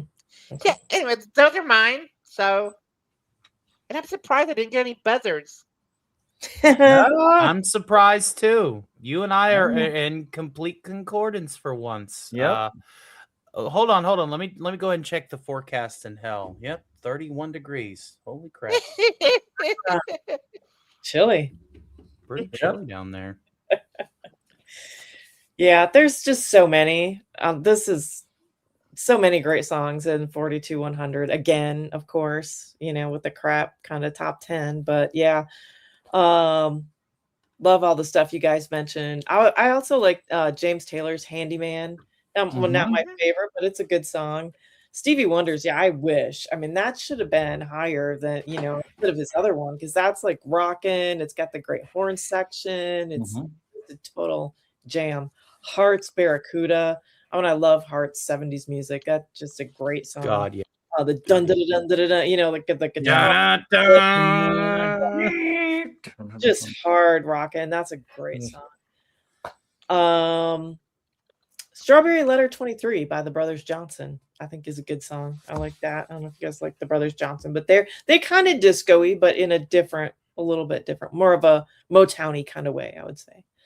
Absolutely, Night Moves by Bob Seger, my favorite too. Mhm. That and Turn the Page, but Night Moves, the way it starts with the acoustic guitar, Mhm. and he comes in, he's got that vocal delivery that's just like it's so unique, and it just that's just a great song. I kind of like Heard It in a Love Song, Marshall Tucker Band. It's kind Oh of yeah. yeah.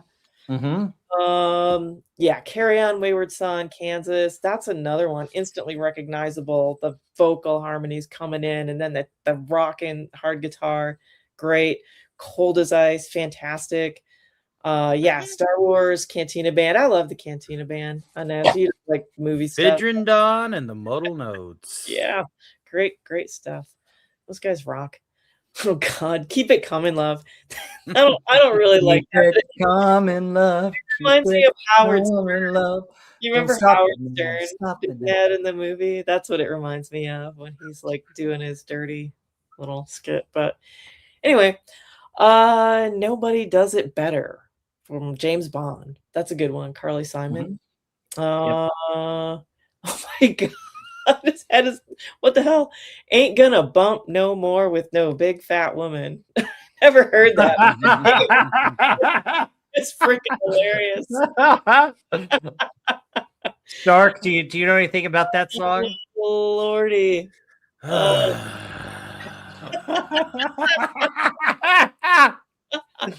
I may or may not be inclined to parody it just for posterity's sake. Oh my gosh. Okay. Somebody to Love by Queen. Excellent. Walk This Way, Aerosmith. That's an iconic song. Aerosmith.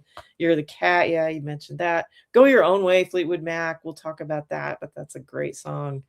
Sorry Seems to Be the Hardest Word, Elton John. Here we go. That's the Love song I was gonna be. Man, Yeah. Elton John. That's one of my favorite Elton Johns. It's just Mhm. outstanding. Knowing Me, Knowing You, fantastic. Way better than Dancing Queen to me. Just Mhm. the harmony, the I melody agree. of it. It's a little bit darker of a song. That one to me, I would put instead of Dancing Queen. And yeah, Star Wars. Yeah, a ton of great stuff on that. Mhm.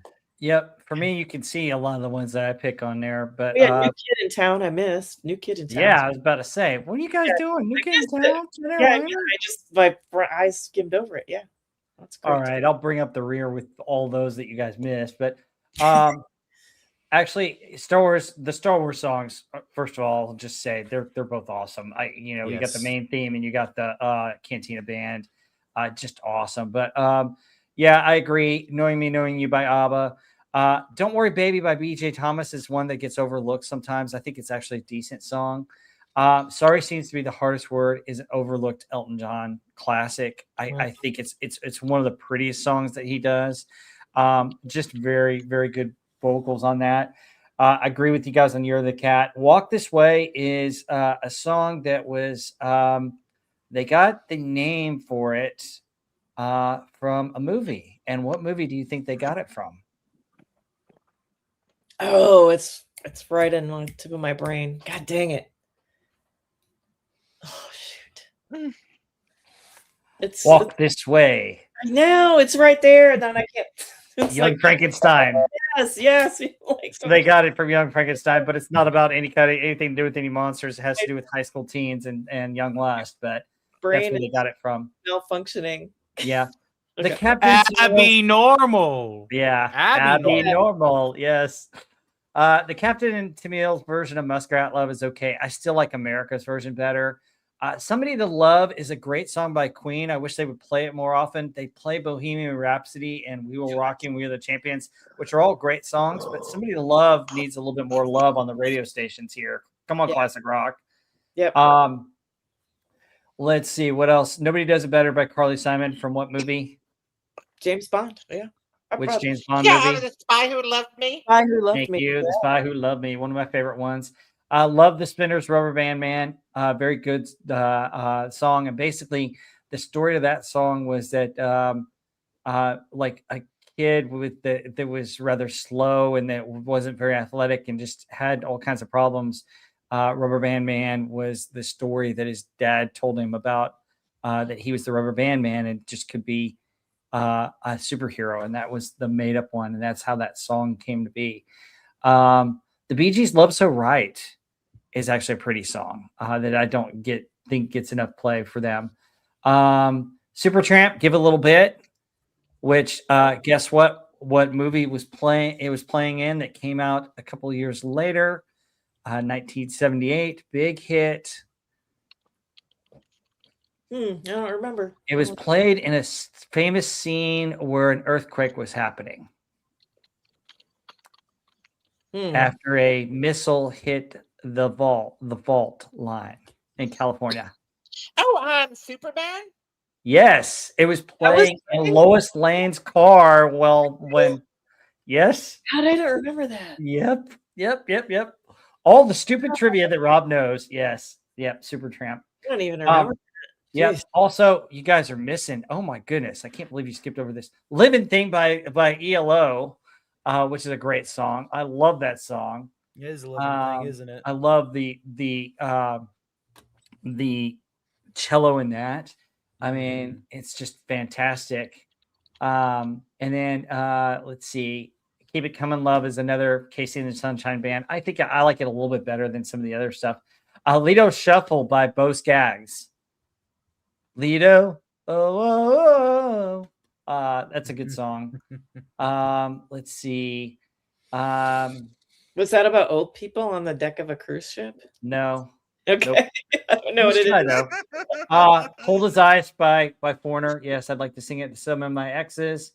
Let's see. Jet Airliner by Steve Miller Band. I love the guitar opening that.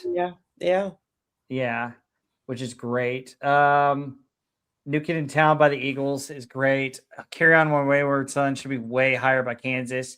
Heard in a Love Song by the Marshall Tucker Band is a classic. I think you guys already mentioned that. Night Moves, obviously. Barracuda by Heart. I Wish by Stevie Wonder, yeah. Johnny Rivers Swaying the Music is an okay song. And then Crosby, Still and Nash, Just a Song Before I Go. I don't know if you guys know that one. That's a real pretty song. And then, Handyman by James Taylor, you guys mentioned. Things We Do for Love by 10cc. I know it's a remake, but I thought 10cc's version was okay. Lucille is a crossover hit for Kenny Rogers. It deserves mentioning. It's Lucille, Don't Take Your Love to Town, but it's decent, pretty good. But, we'll get to the Fleetwood Mac songs in a minute here. But anyway, yep, that's our top 100. So a lot of these should have been way higher because we're getting to the top 10 in a minute here. And oh my goodness, this top 10. Get ready for some rants, folks. Here we go.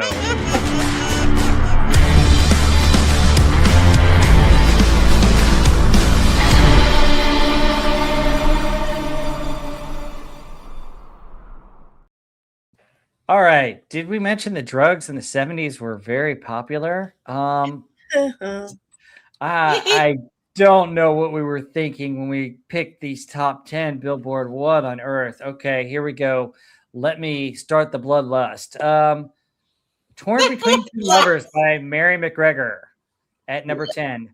Number 9, Undercover Angel by Alan O'Day. Number 8 is a remake. Your Love Has Lifted Me Higher and Higher by Rita Coolidge. Thelma Houston, Don't Leave Me This Way at number 7. Number 6, I Like Dreamin' by Kenny Nolan. Number 5, Angel in Your Arms by Hot.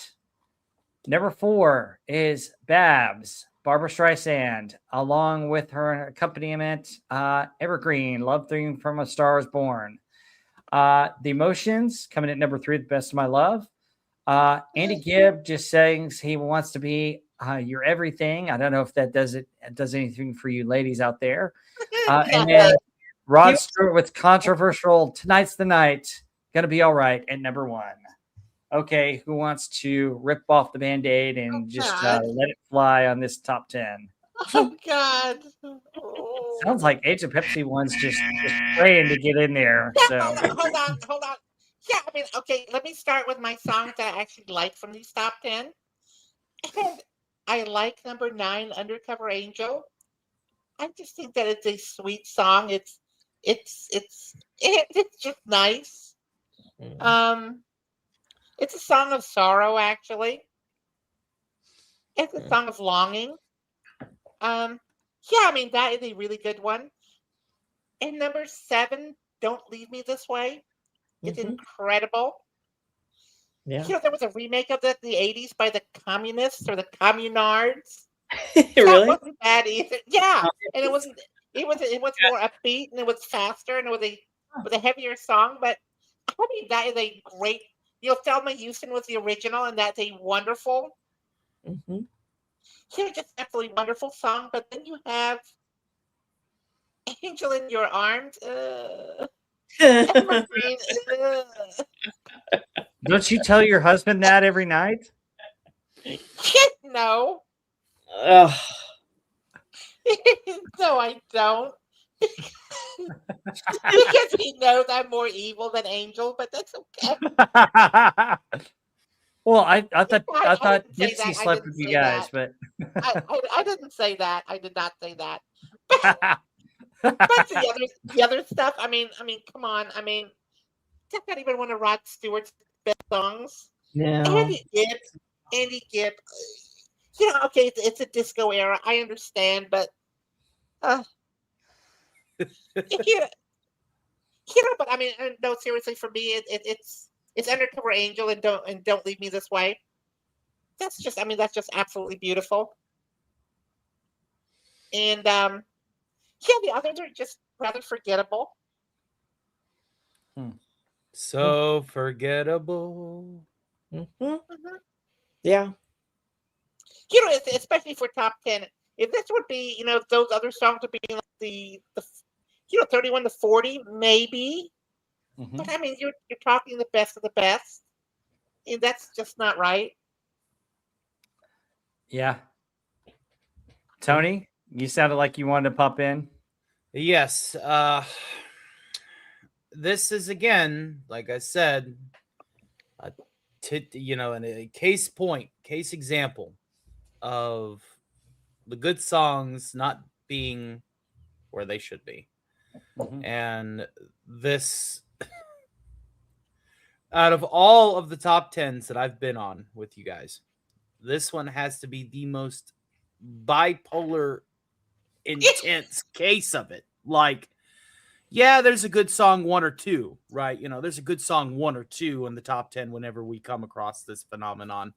But no, this is completely and utterly unsalvageable. This is refuse in the trawler.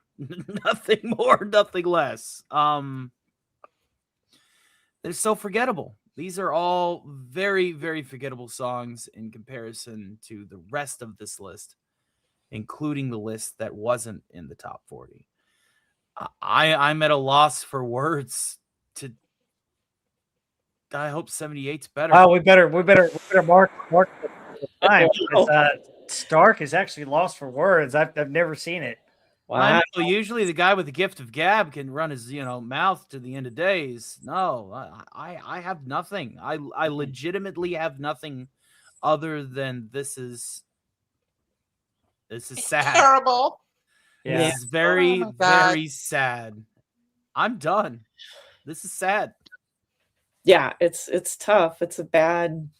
We've had bad top 10s before, but this might take it. The worst. This is the new gold medalist. I do love "Don't Leave Me This Way." Thelma Houston has a great voice. Oh my God, yes. Good. The bass in that song is killer. That's got a great bass line. Very, very good song. I wouldn't have it top 10. I have it somewhere top 40, but yeah, that to me, that's like by far the best song on here. The rest, no. I like Andy Gibb's voice. I just don't. I mean, that song is just forgettable. I think he has a good voice though. He kind of sounds like Barry Gibb. He has the lower register and then can sing the high falsetto too. So if he's singing a good song, I like his voice, but that's not the greatest song.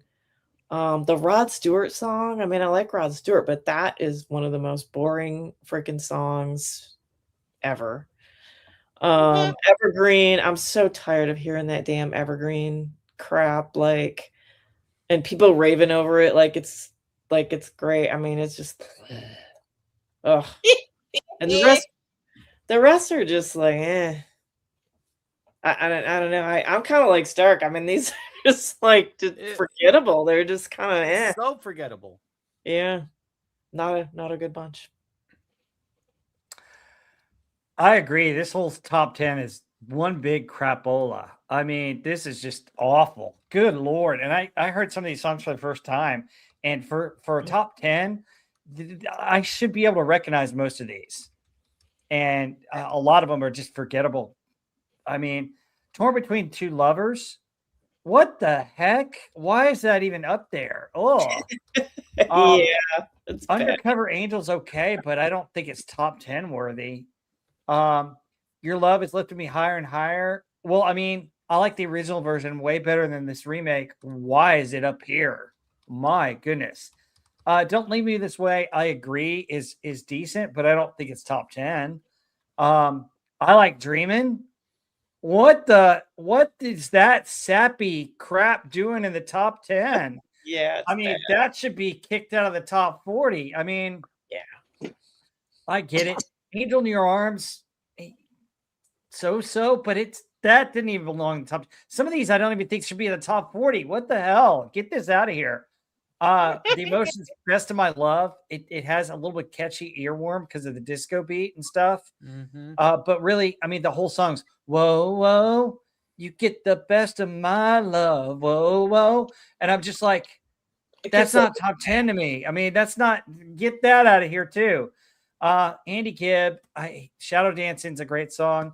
I Just Want to Be Your Everything. Okay, I could see why it's a top 40 song. I mean, you know, he's riding the success off his brothers and the Bee Gees, and it sounds almost like a Bee Gees song in a way. I mean, it really does. And to be honest, it sounds more like one of Robin's songs than Andy's songs. I mean, I would think that Robin would have done that song, but to be honest, it's not that great. It's okay.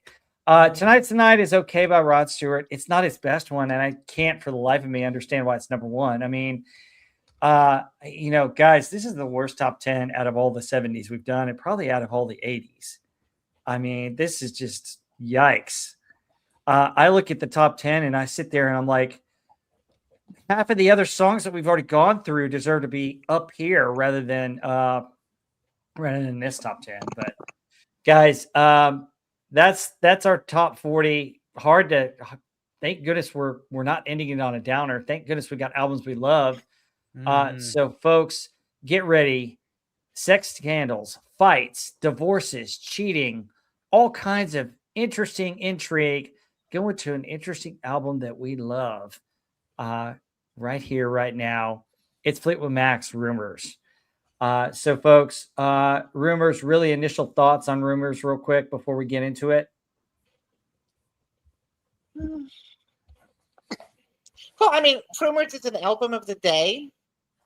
So, I mean, yeah, but I mean, it's also one of they put a lot of thought into it, a lot of work, a lot of, I don't know, but I mean, it just seems to me that Rumours captures the time of the late 1970s. Mm-hmm. I mean, because I think people were, I mean, it was a time of stagflation, the time of, it was a rough area, rough time. I think people just wanted an escape. And I think Fleetwood Mac did a wonderful job doing that with Rumours. Oh, yeah. It's just, it's just one of those things. Absolutely. I mean, it's just amazing. I mean, it's just amazing. It's just amazing for what it is. And I think it probably turned out better than Fleetwood Mac thought it would. So, I mean, that's... Yeah, those are my absolutely. favorite Rumours. Yeah, it's a great album.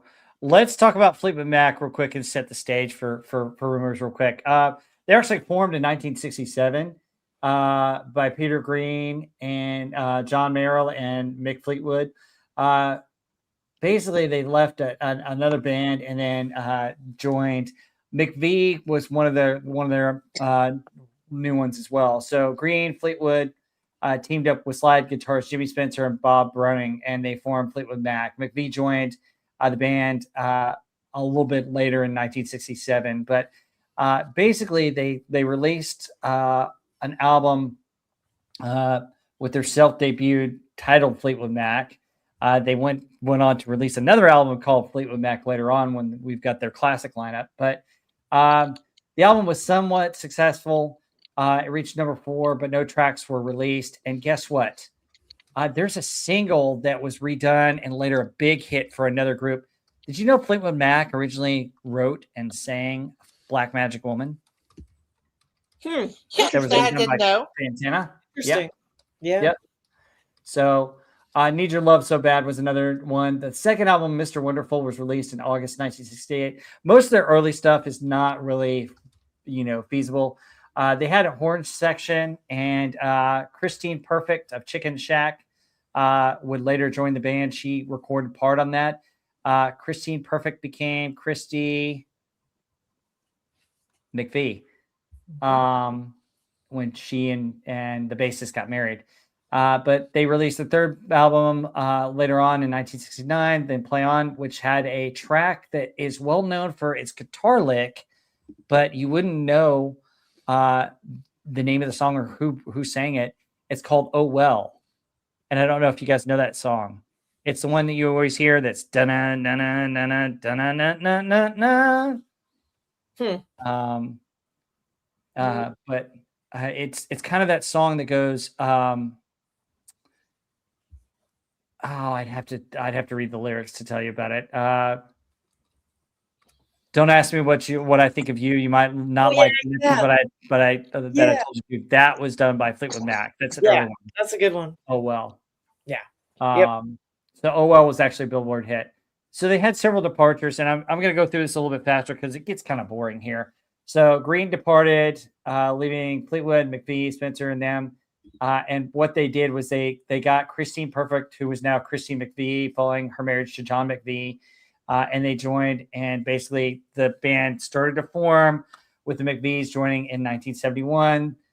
They released Future Games, where they got a little bit away from their blues rock roots to a more melodic rock style, which kind of formed the basis for that. And it didn't do as well as they thought. They knew they needed to change some of their stuff. So you had a couple of scandals that came in. So did you know that in the early 70s, they had a dispute over the name of the band? So somebody else was named Fleetwood Mac as well. And so they finally settled that like in 1974. And so they settled the name of the band. You also had a situation where one of the guitarists who got kicked out of the band and kind of left the band was cheating with Mick Fleetwood's wife, who was the sister of Pattie Boyd, who was married to Eric Clapton. So very interesting stuff. So that brings us to kind of 1974. Their latest tour didn't go as well as they thought. It was Heroes Are Hard to Find tour. And Fleetwood was checking out Sound City Studios in Los Angeles in the autumn. And the house engineer, Keith Olson, played him a track that he had recorded, Frozen Love, from the album Buckingham Nicks. Fleetwood liked it and was introduced to Lindsey Buckingham. And Lindsey Buckingham said, "Hey, I'll join your band, but only if my girlfriend can join." And who was his girlfriend at the time? Stevie Nicks. Yep, Stevie Nicks. Yeah, so basically, Stevie Nicks and Lindsey Buckingham joined in New Year's Eve of 1974. The 1975 lineup released their first album together. It's the classic Fleetwood Mac that we all know. The band's 10th studio album. I would say they'd start over at 1 because this is the best one. The album was a breakthrough. The band became a huge hit, reaching number 1 in the U.S. and selling over 7 million copies. Among the singles on the album were Christine McVie's Over My Head, which is a beautiful song, and Say You Love Me. Love both of those. Nick's Rhiannon, as well, much played album track, and also her other hit, Landslide, which is a classic, Yeah. a beautiful song. Probably, it's one of my favorite Stevie Nicks songs. I mean, Yeah. it's just amazing. In 1976, the band was suffering from severe stress. With success came an end of the John and Christy McVie's marriage, as well as Buckingham and Nick's longtime romantic relationship. Fleetwood, meanwhile, was in the midst of a divorce proceedings from his wife, Jenny, and also began an affair with Nick's. So keep that in mind as we go forward. The pressure on Fleetwood Mac to release a successful follow-up album, combined with their newfound wealth, led to creative and personal tensions, which were allegedly fueled by high consumption of, guess what? Drugs and alcohol. Big surprise there. Hey now. The band's success belied turmoil amongst the members. After 6 months of nonstop touring, basically they just decided to, hey, we need to go and make this new album. And Mick Fleetwood kind of got them all together in this one place. To make it further, Buckingham and Nick's were having on and off relationships, fights, and the duo's arguments led to a lot of turmoil. It stopped only when they started working on songs together. So it was funny because all these people were fighting because they were all in relationships together, and different people were doing different things with different people, which is just crazy. And yet they all would come together to make music, which is just insane. And we're going to talk about this. Fleetwood faced domestic problems with his divorce because he was trying to get custody with the mother of his 2 children, but also she was having an affair with his best friend, which led to that. So it's crazy. This gets us to 76, where they started making Rumours. And Heather, you want to take over with talking about Rumours? You may be able to paraphrase some of the stuff in here because there's a lot. There's a lot, folks. I put a lot in here, but yeah, I'll skip over some. Before Heather gets started, I would like to go ahead and make my exit. I have a show at 9. Okay. So thank you guys again for supporting Rob Wright here. He's a great guy. And this is my new channel. This is my advert background for it. The Tower After Hours. We are going to be doing our debut live stream over there. It's going to be our first episode of the Black Widow Files. I will go ahead and I will post the link for you all to bookmark. We're going to try and see if we can get to 100 subscribers by the end of February and get that channel rolling. It's for all of us old guard who like that older Stark of Iron flavor, as my main channel has become more or less mainstream. Whoops, that's the wrong one. That's my PayPal. 1 second. Jesus Christ. 1 moment. yes, Wes Cagle, The Stranger came out in 77, and I think it came out later in 77. So his hits started topping the charts in 78. That may be an album we look at in 78 because it came out late 77. There's the link. I hope to see you guys there tonight. We're going to be basically breaking the wine over the bow, christen the ship, and hopefully have a wonderful night with Ginger Wolf and I as we try to get to DEF CON 1. And I thank everybody again from the bottom of my heart for putting up with me as I had to split my channels. My main channel is now much more mainstream. It's focusing on the voice acting more and, comic dub reading and skits and things like that. It's not. Yes, Wes Cagle. This is the new channel, Tower After Hours. It is for Stark parties as well. Basically, anything that certain audiences, let's just say certain audiences shouldn't watch. So Stark parties, Alf After Hours, and the Black Widow Files. And we're going to be doing the Black Widow Files starting at 9 p.m. tonight. So you guys will probably still be running, but bookmark the channel, subscribe it, share it with everybody you know. And we're going to try and get this bad boy launched. So it's not a robot, it's a space marine, but it's fine. Space marine. Yes. So all new graphics. I spent a lot of time because obviously one of the toughest things that is for a new YouTube channel is you can't use your Shane clips. That's a no-no. That's what they dinged Tom Connors with. So I had to make all new graphics, all new clips, all new transitions from the ground up. And thank you, West. Do me a super solid, though. Do not share the Tower After Hours link in my main channel if you're in my main chat. Because when we did our upright streams with a few characters, we brought in an audience that doesn't need to know that this channel exists. I'm sure you can put 2 and 2 together, especially when we have people like Ginger Wolf and, people hanging out and drinking and talking about things that certain people need not to be listening to. So with that, thank you again, Rob Wright. This was a lot of fun. Sorry that I had to dip out early, but I hope to see you guys a little bit later tonight. Give my new channel some love, folks. Absolutely, yes. Go support Stark After Hours Tower. Yes. All right. Cool. All right. Take it easy, Tony. Thank you for being here. You See you, bet. You Tony. bet. Night. Good night. Mad love. You too. Oh, wow. Okay. That's an interesting layout. We'll do that. He needs to watch his back around that Space Marine. That thing's dangerous. Oh, no. Yeah. I mean, my goodness, that Space Marine. Oh, my goodness. All right. Tell us about Rumors, and then we'll get into the songs, which we all can kind of trade off. All right. So Rumours is the 11th studio album by Fleetwood Mac, released on February 4th, 1977 by Warner Brothers Records. It was largely recorded in California in 1976 and produced by the band with Ken Calais and Richard Dashut. Weird names. The recording sessions took place as the band members dealt with breakups and struggled with heavy drug use, both of which shaped the album's direction and lyrics. Let's skip that second one's kind of summary. February 1976, Fleetwood Mac convened at the record plant in Sausalito, California, with the engineers Ken Calais and Richard. We'll call them Ken and Rick because their last names are kind of annoying. Okay. Ken and Rick. The 3 parties shared production duties, while more technically adept Ken was responsible for most of the engineering, and he took a leave of absence from Wally Heider Studios in Los Angeles on the premise that Fleetwood Mac would eventually use their facilities. The setup in Sausalito included several small recording rooms in a large windowless wooden building. And that's it right there on the far right, the 2200. That's the building. Oh, okay. Cool. The band members complained about the studio and wanted to record at their homes, but Fleetwood did not allow any moves.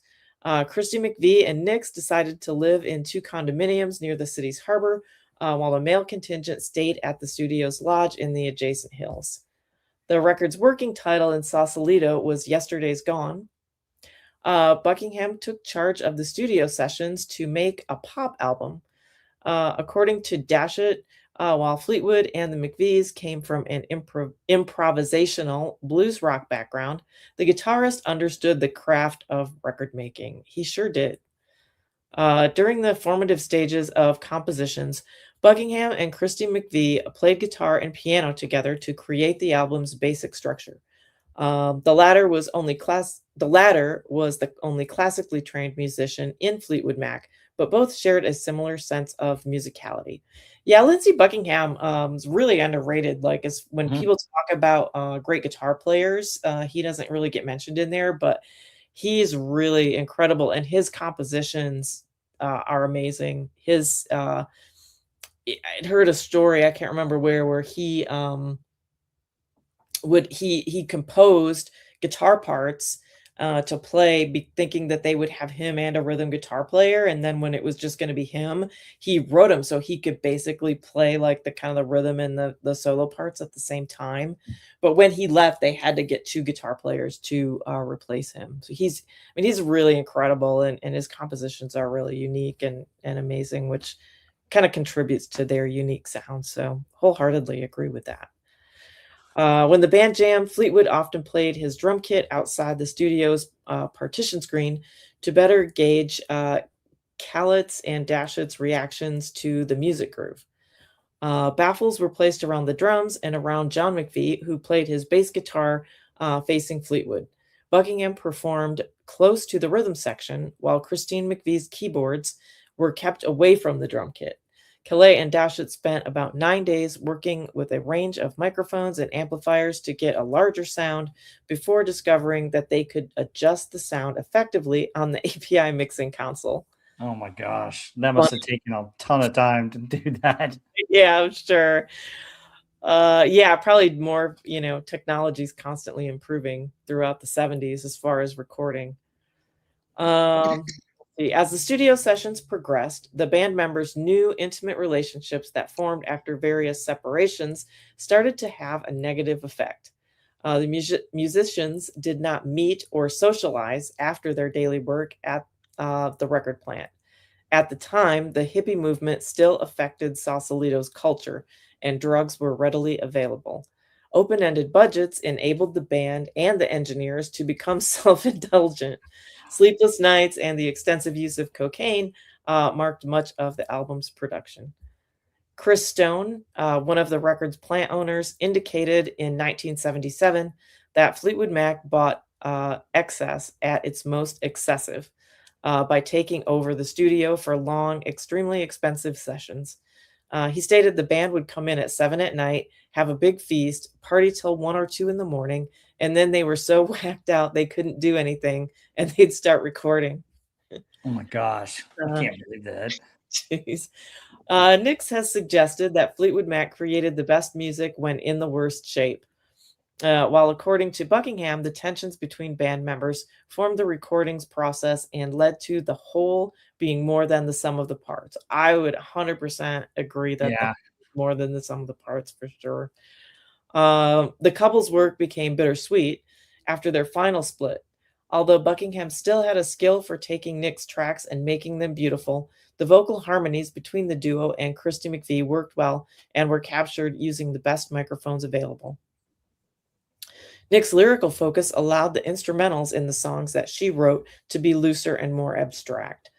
According to the producer, all recordings captured emotion and feeling without a middleman or tempering. Yeah, I believe that because their live performances are amazing. Following over 2 months in Sausalito, Fleetwood arranged a 10-day tour to give the band a break and get fan feedback. After the concerts, recording resumed at venues in Los Angeles, including Wally Heider Studios. Christy McVie and Nix did not attend most of the sessions and took time off until they were needed to record any remaining vocals. The rest of Fleetwood Mac, with the producers, struggled to finalize the overdubbing and mixing of Rumours after Sausalito tapes were damaged by repeated use during recording. Jeez. The kick and snare drum audio tracks sounded lifeless. Wow. A sellout autumn tour of the U.S. was canceled to allow the completion of the album, whose scheduled release date of September 1976 was pushed back. In autumn 1976, while still recording, the band showcased tracks from Rumours at the Universal Amphitheater in Los Angeles. John McVie suggested the album title to the band because he felt the members were writing journals and diaries about each other through the music. Yeah. Oh, we're going to find out. Yeah. Warner Brothers confirmed the release details to the press in December and chose Go Your Own Way as a single. The label's aggressive marketing of 1975's Fleetwood Mac, in which links with dozens of FM and AM radio stations was formed across America, added the promotion of Rumours. At the time, the album's advance order of 800,000 copies was the largest in Warner Brothers history. Wow. And it continues to sell like crazy today, which is amazing. Rumours was released on February 4th in the US and a week later in the UK. All right, let's go through these songs here real quick, and we'll kind of trade off. Stark was supposed to do this part, but he had to go. Let's talk about Secondhand News, because that's the first track on the album on side A. So Secondhand News was the lead off, and according to Jacob Holt, its opening lines, "I know there's nothing to say. Someone has taken my place," set the mood for the entire album. Yeah, it pretty much did. So it's one of several songs on Rumours that reflects the romantic breakup of Buckingham and Nix. The song was inspired by the redemption. Buckingham was finding other women after his failed relationship with Nix. He sings that although he does not trust his lover and cannot live without her, he cannot live. He can't live with her. He cannot live without her either. To be honest, I'm just going to say this right now. They were probably both on and off in their relationship as they were breaking up, and they probably were both cheating on each other. despite what either one of them might say. Would you agree, Heather? Oh yeah, 100%. And No. I'm sure like being on drugs and alcohol all the time, like that doesn't help your emotional state. Like No. that is going to make you like overreact to everything. Yes. And so yeah, they I'm sure it got way more dramatic just because of all the substances. Yeah. Well, it led to some good music, but according to Buckingham, the song incorporates Scottish and Irish folk. Yes. Buckingham originally introduced the song to the band on the guitar with the working title Strummer. And Strummer has appeared on various reissues of Rumours. Buckingham initially withheld the lyrics to avoid getting into an argument with Nix over them, which is a recurring theme in some of this. The band initially played the song in a march rhythm, although Buckingham suggested a disco-like groove for the song after hearing the Bee Gees jive talking. Buckingham and co-producer Richard Dashall built the song with 4 audio tracks of electric guitar and the use of chair percussion to evoke Celtic rock, and Naugahyde chair was struck with the drumstick to create the unusual percussion sound. To achieve the right and ringing snare drum, Challet and Richard Dashett turned the instrument high and placed it in a large vocal booth. They mic'd the speaker simulated in another room and layered the sounds on the device onto the snare drum track, which is kind of cool, kind of interesting. Do you want to talk about Dreams? Yeah, Dreams was written by Stevie Nicks in early 1976. She says one day when she wasn't required in the main studio, she took a Fender Rhodes piano and went into the other studio that was supposedly belonged to Sly Stone of Sly and the Family Stone. Let's see, she just sat down on the bed with her keyboard in front of her and found a drum pattern, switched on the little cassette player, and wrote Dreams in about 10 minutes. And right away, she liked the fact that she was doing something with the dance beat. And she recalled that the band was initially unsure whether it was a good song or not. And so that's when they first heard it. But at the insistence of Nicks, they recorded a demo of Dreams that following day, and then the basic track was recorded at Sausalito with Rhodes playing the piano and singing. Christine McVie described the song as having just 3 chords and 1 note, and it in the left hand, and it was boring when Nicks played a rough version on the piano. McVie changed her mind after Buckingham fashioned 3 sections out of identical chords, making each section sound completely different. He created the impression that there's a thread running through the whole thing. Yeah, it's a cool. I kind of like the more basic music on that song because like I said before, I think it made her voice really stand out a lot better. So yeah, and then the 8-bar drum loop created a deep hypnotic effect. That the producer says it's funny when people talk about the classic rhythm section of Mick Fleetwood and John McVie, and they point to this song because they're taught that it's a drum loop. That's kind of funny. The electric guitars were sent through 4 different signals: a direct signal, a mic'd signal, a signal running from the output of the amp head, and another direct signal from a volume pedal. These signals were then panned in stereo, which the producer's estimation allowed for the guitars to move across the left and right channels in a very majestic way. I bet it's cool with good headphones with the panning back and forth. Yeah, I love the guitar effect on there. Yeah, it's a cool effect. I've never listened to it in headphones before though. You get that panning a lot better when you have headphones on. So I have to listen to that. Never Going Back Again. Yeah, Agent Pepsi one. You want to try that one, or you want to talk about that one? Yeah, they were going back again. Well, I mean, I'm just going to just paraphrase these things. Yeah, go for it. Yeah, no, that's cool. Yeah, because we're running kind of long. But I mean, it says, it's not one of my favorite songs, I should have to say, but I mean, it says here, one of several songs in Rumours that Buckingham wrote in the wake of his breakup with Stevie Nicks. Yeah, I mean, there's certain things you write, there's certain things you do when you're emotionally affected.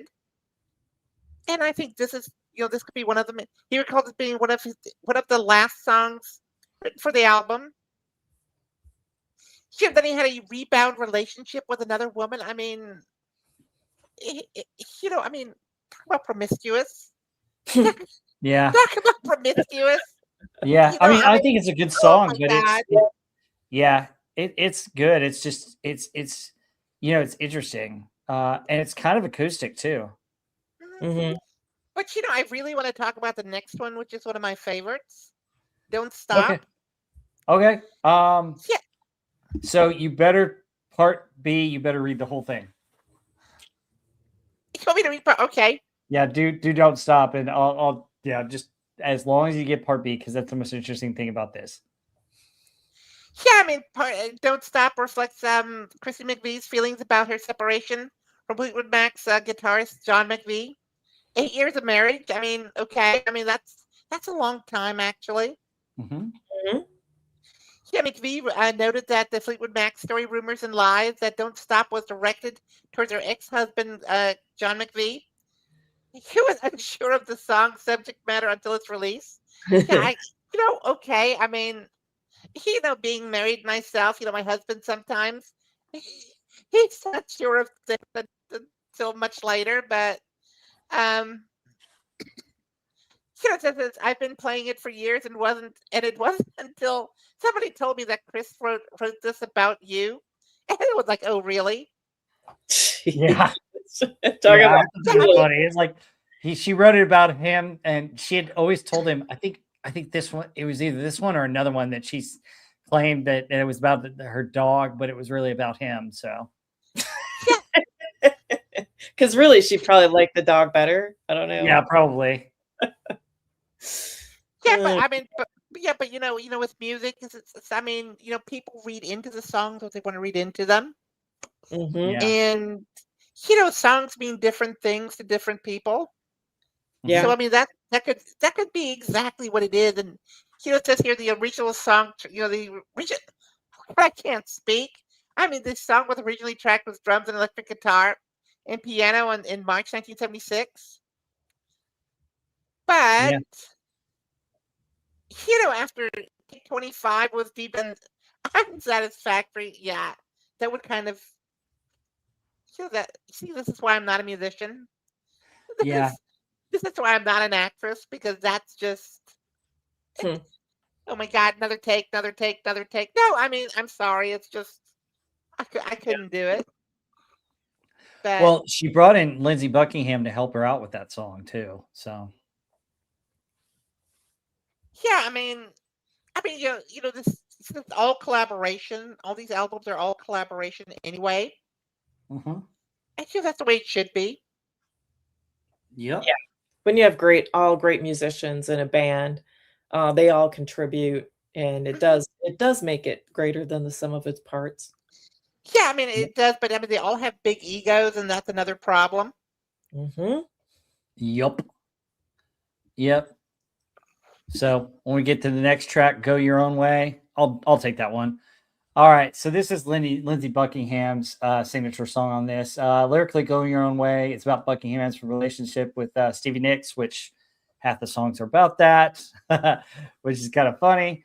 It was written in a house. The band rented in Florida between legs of a tour, and it was the first song Buckingham presented to the band for the Rumours album. They remembered a distinctly bad vibe of it, as if haunted with like nothing to help it. So it was just like, we don't like this song, and then Buckingham had to redo it. Buckingham noted that he struggled to maintain a professional working relationship with Nicks after she romantically severed ties with him. He likened the first line of the song, "Loving you isn't the right thing to do," to start a conversation with someone, adding that it was about coming to terms with the fact that I may not be over this person.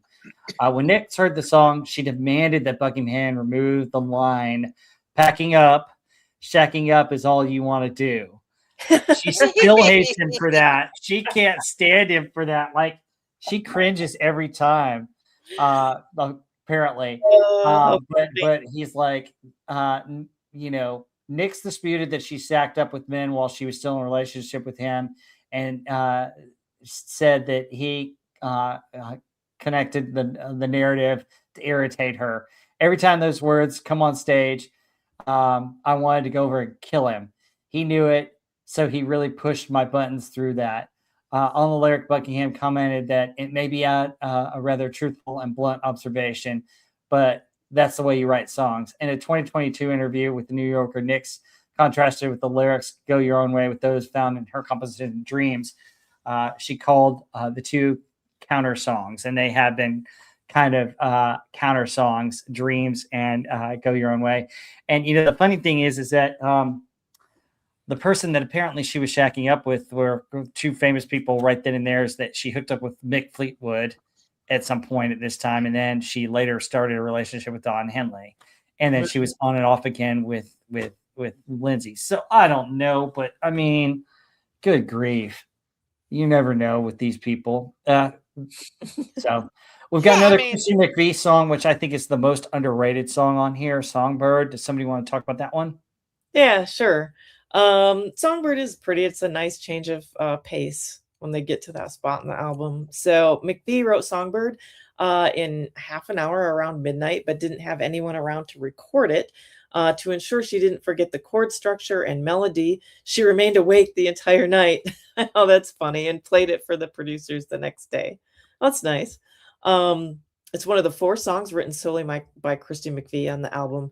And she frequently sings it in the live show at the end of the concerts. And her former husband, John, recalled that Christine, when she played Songbird, grown men would weep. And said he did every night. Yeah, it's a really, really pretty song and nice.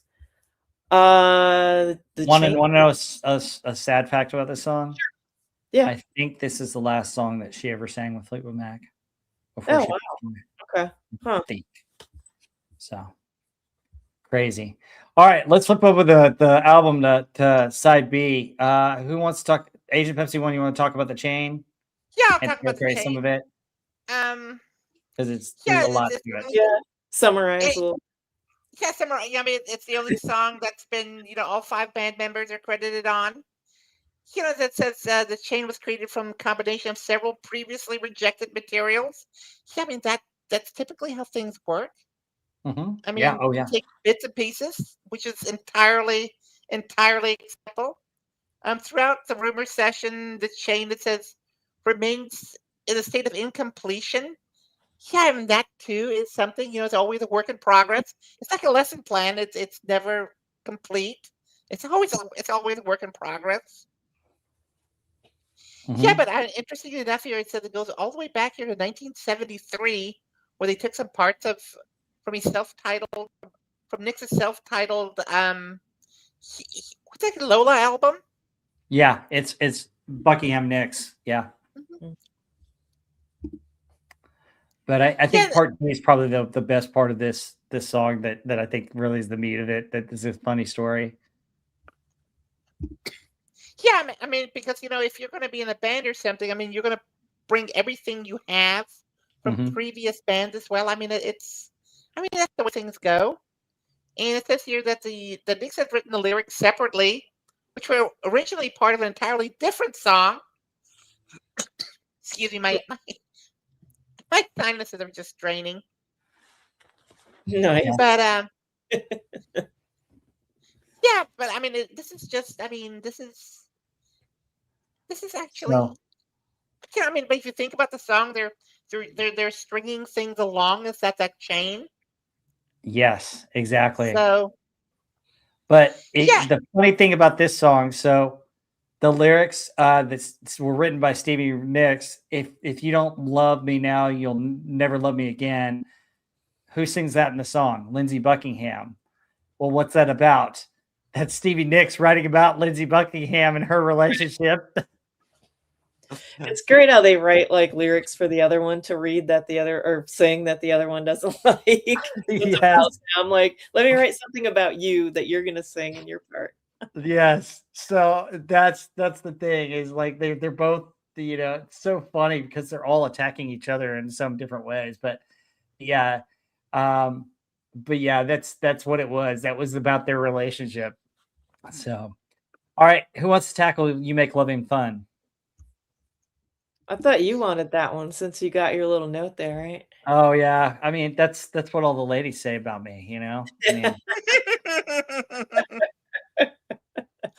didn't even see okay, that. this Oh my one, God. this one's the interesting one. Okay. So You Make Lovin' Fun was inspired by Christy McVie's affair with the band's lighting director, Curry Grant. To avoid flare-ups, she told her then husband and fellow band member John McVie that the song was about her dog. That one too? Yeah.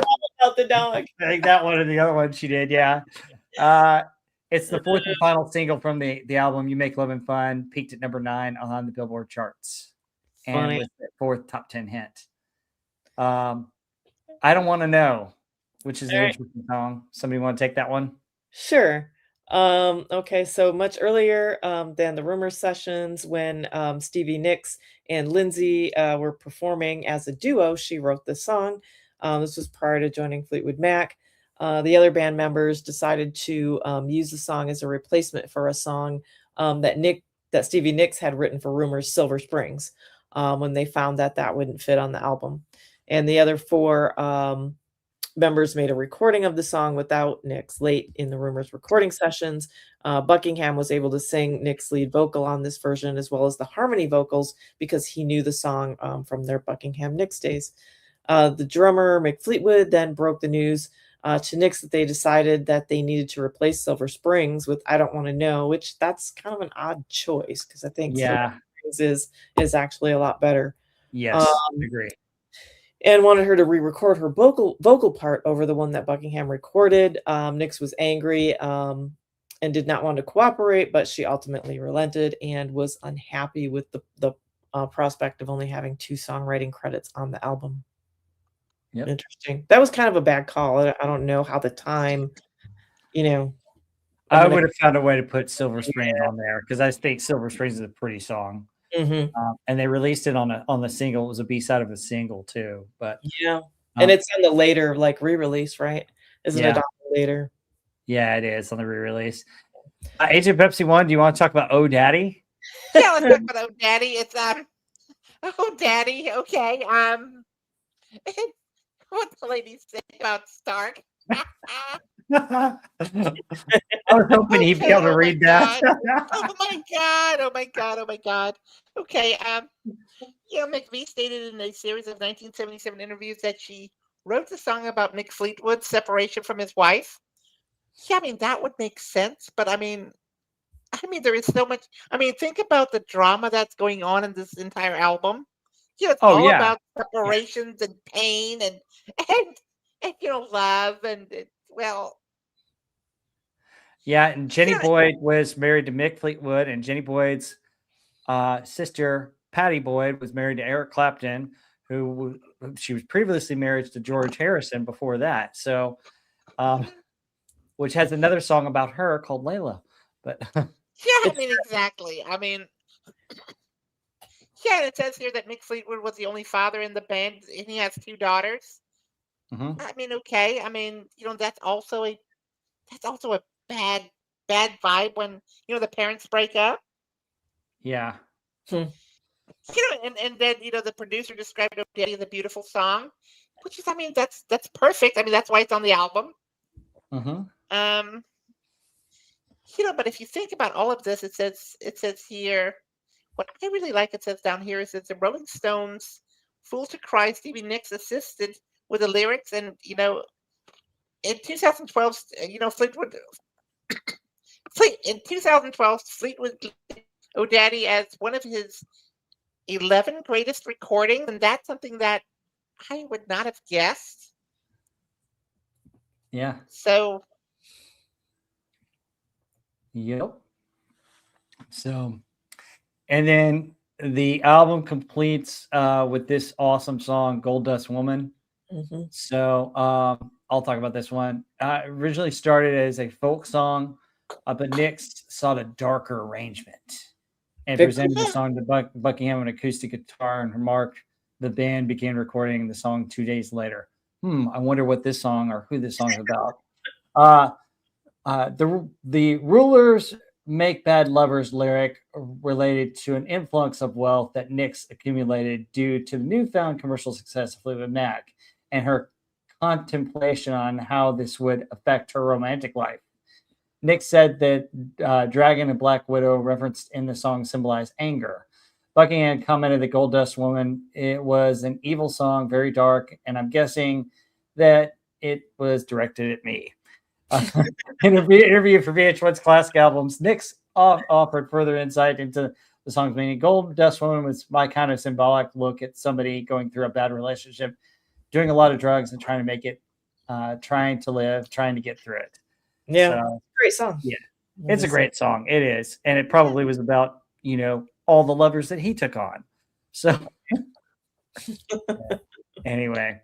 All right. Do you guys want to wrap it up with talking about the success of the album? Yeah, I mean, I'll do that. That's the one I think I was slated for anyway. Yep. Hold on just a second. I just got some more orange juice. Hopefully that'll help. Kind of does. All right, it says here Rumours with a huge commercial success. Yeah, I mean, that's true. I mean, Fleetwood Mac's second number one U.S. record. So that's good. Then it says here, which I didn't know. I mean, it says here, hold on a second. Let me do this properly. Second number one U.S. record following the 1975, what's it called?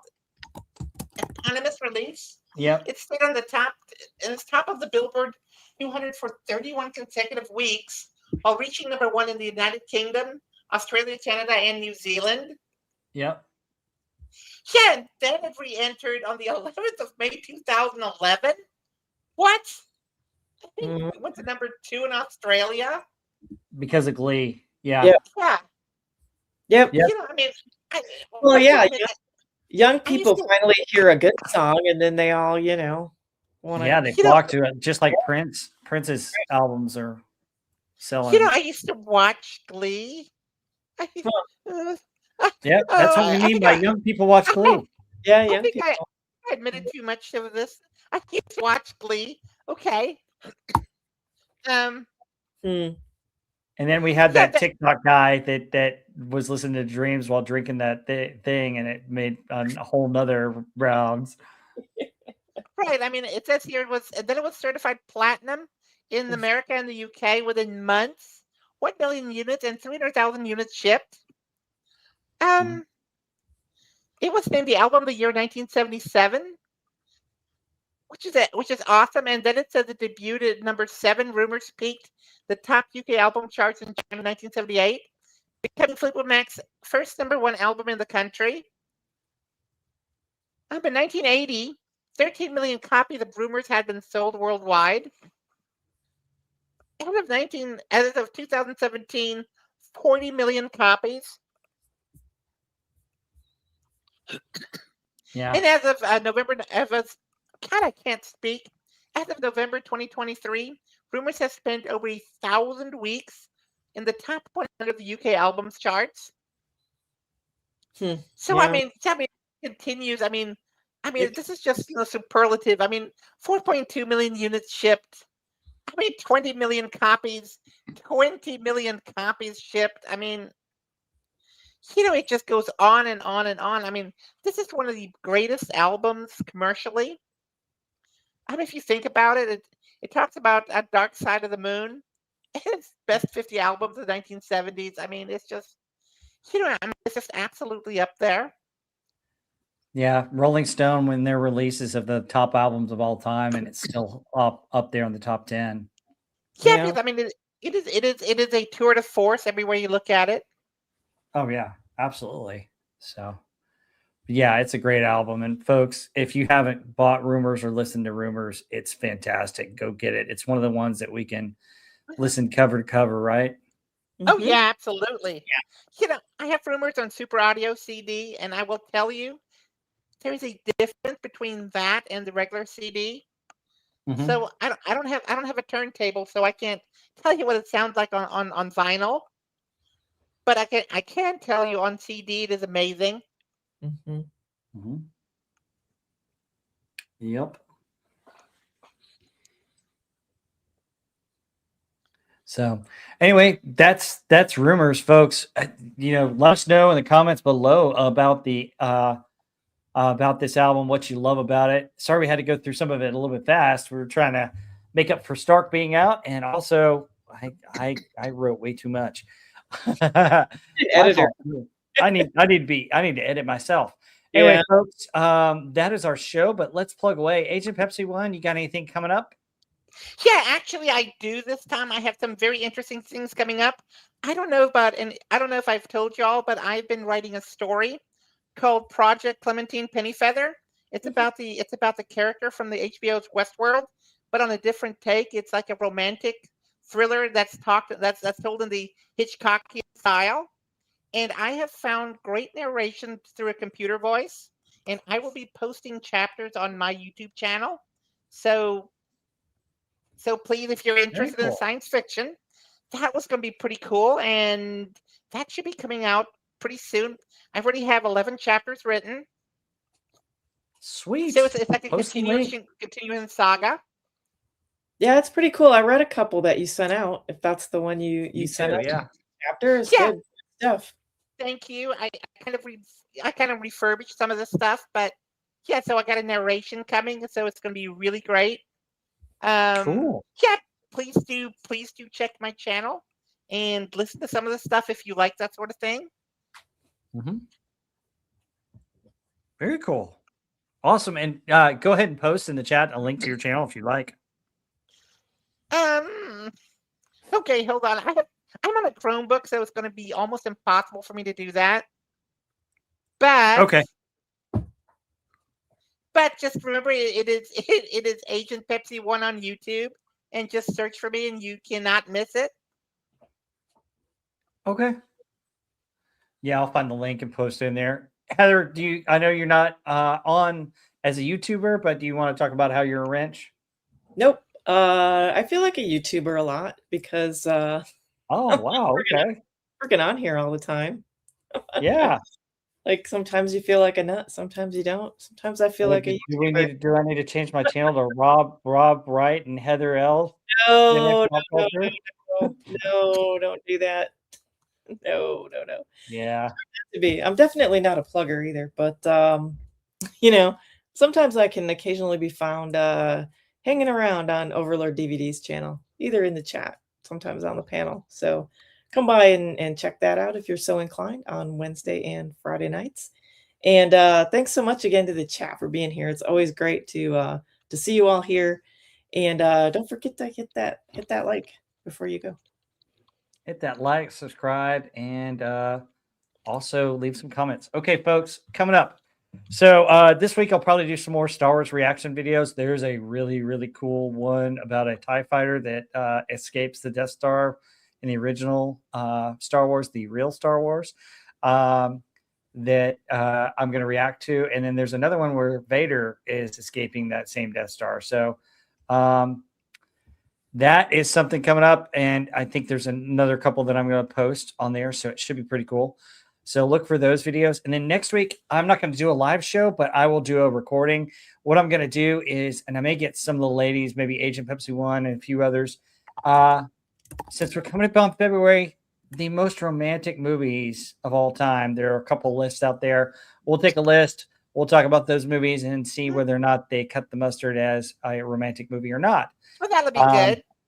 Yeah. So we will do that, and I'll probably post it as a recorded stream that I will have on Sunday for you guys. It'll be one of those that's like a premiere. So, but yeah. Anyway, that's it for us. Anything else that you guys want to mention before we head out? As I plug Agent Pepsi One's. There we go. There's her channel, guys, so that she's plugged. So want to get that in. But anyway, guys, thank you so much for being here. We're doing 1978 next month, and we'll see you on the next one. Take care, everybody. Bye. Bye.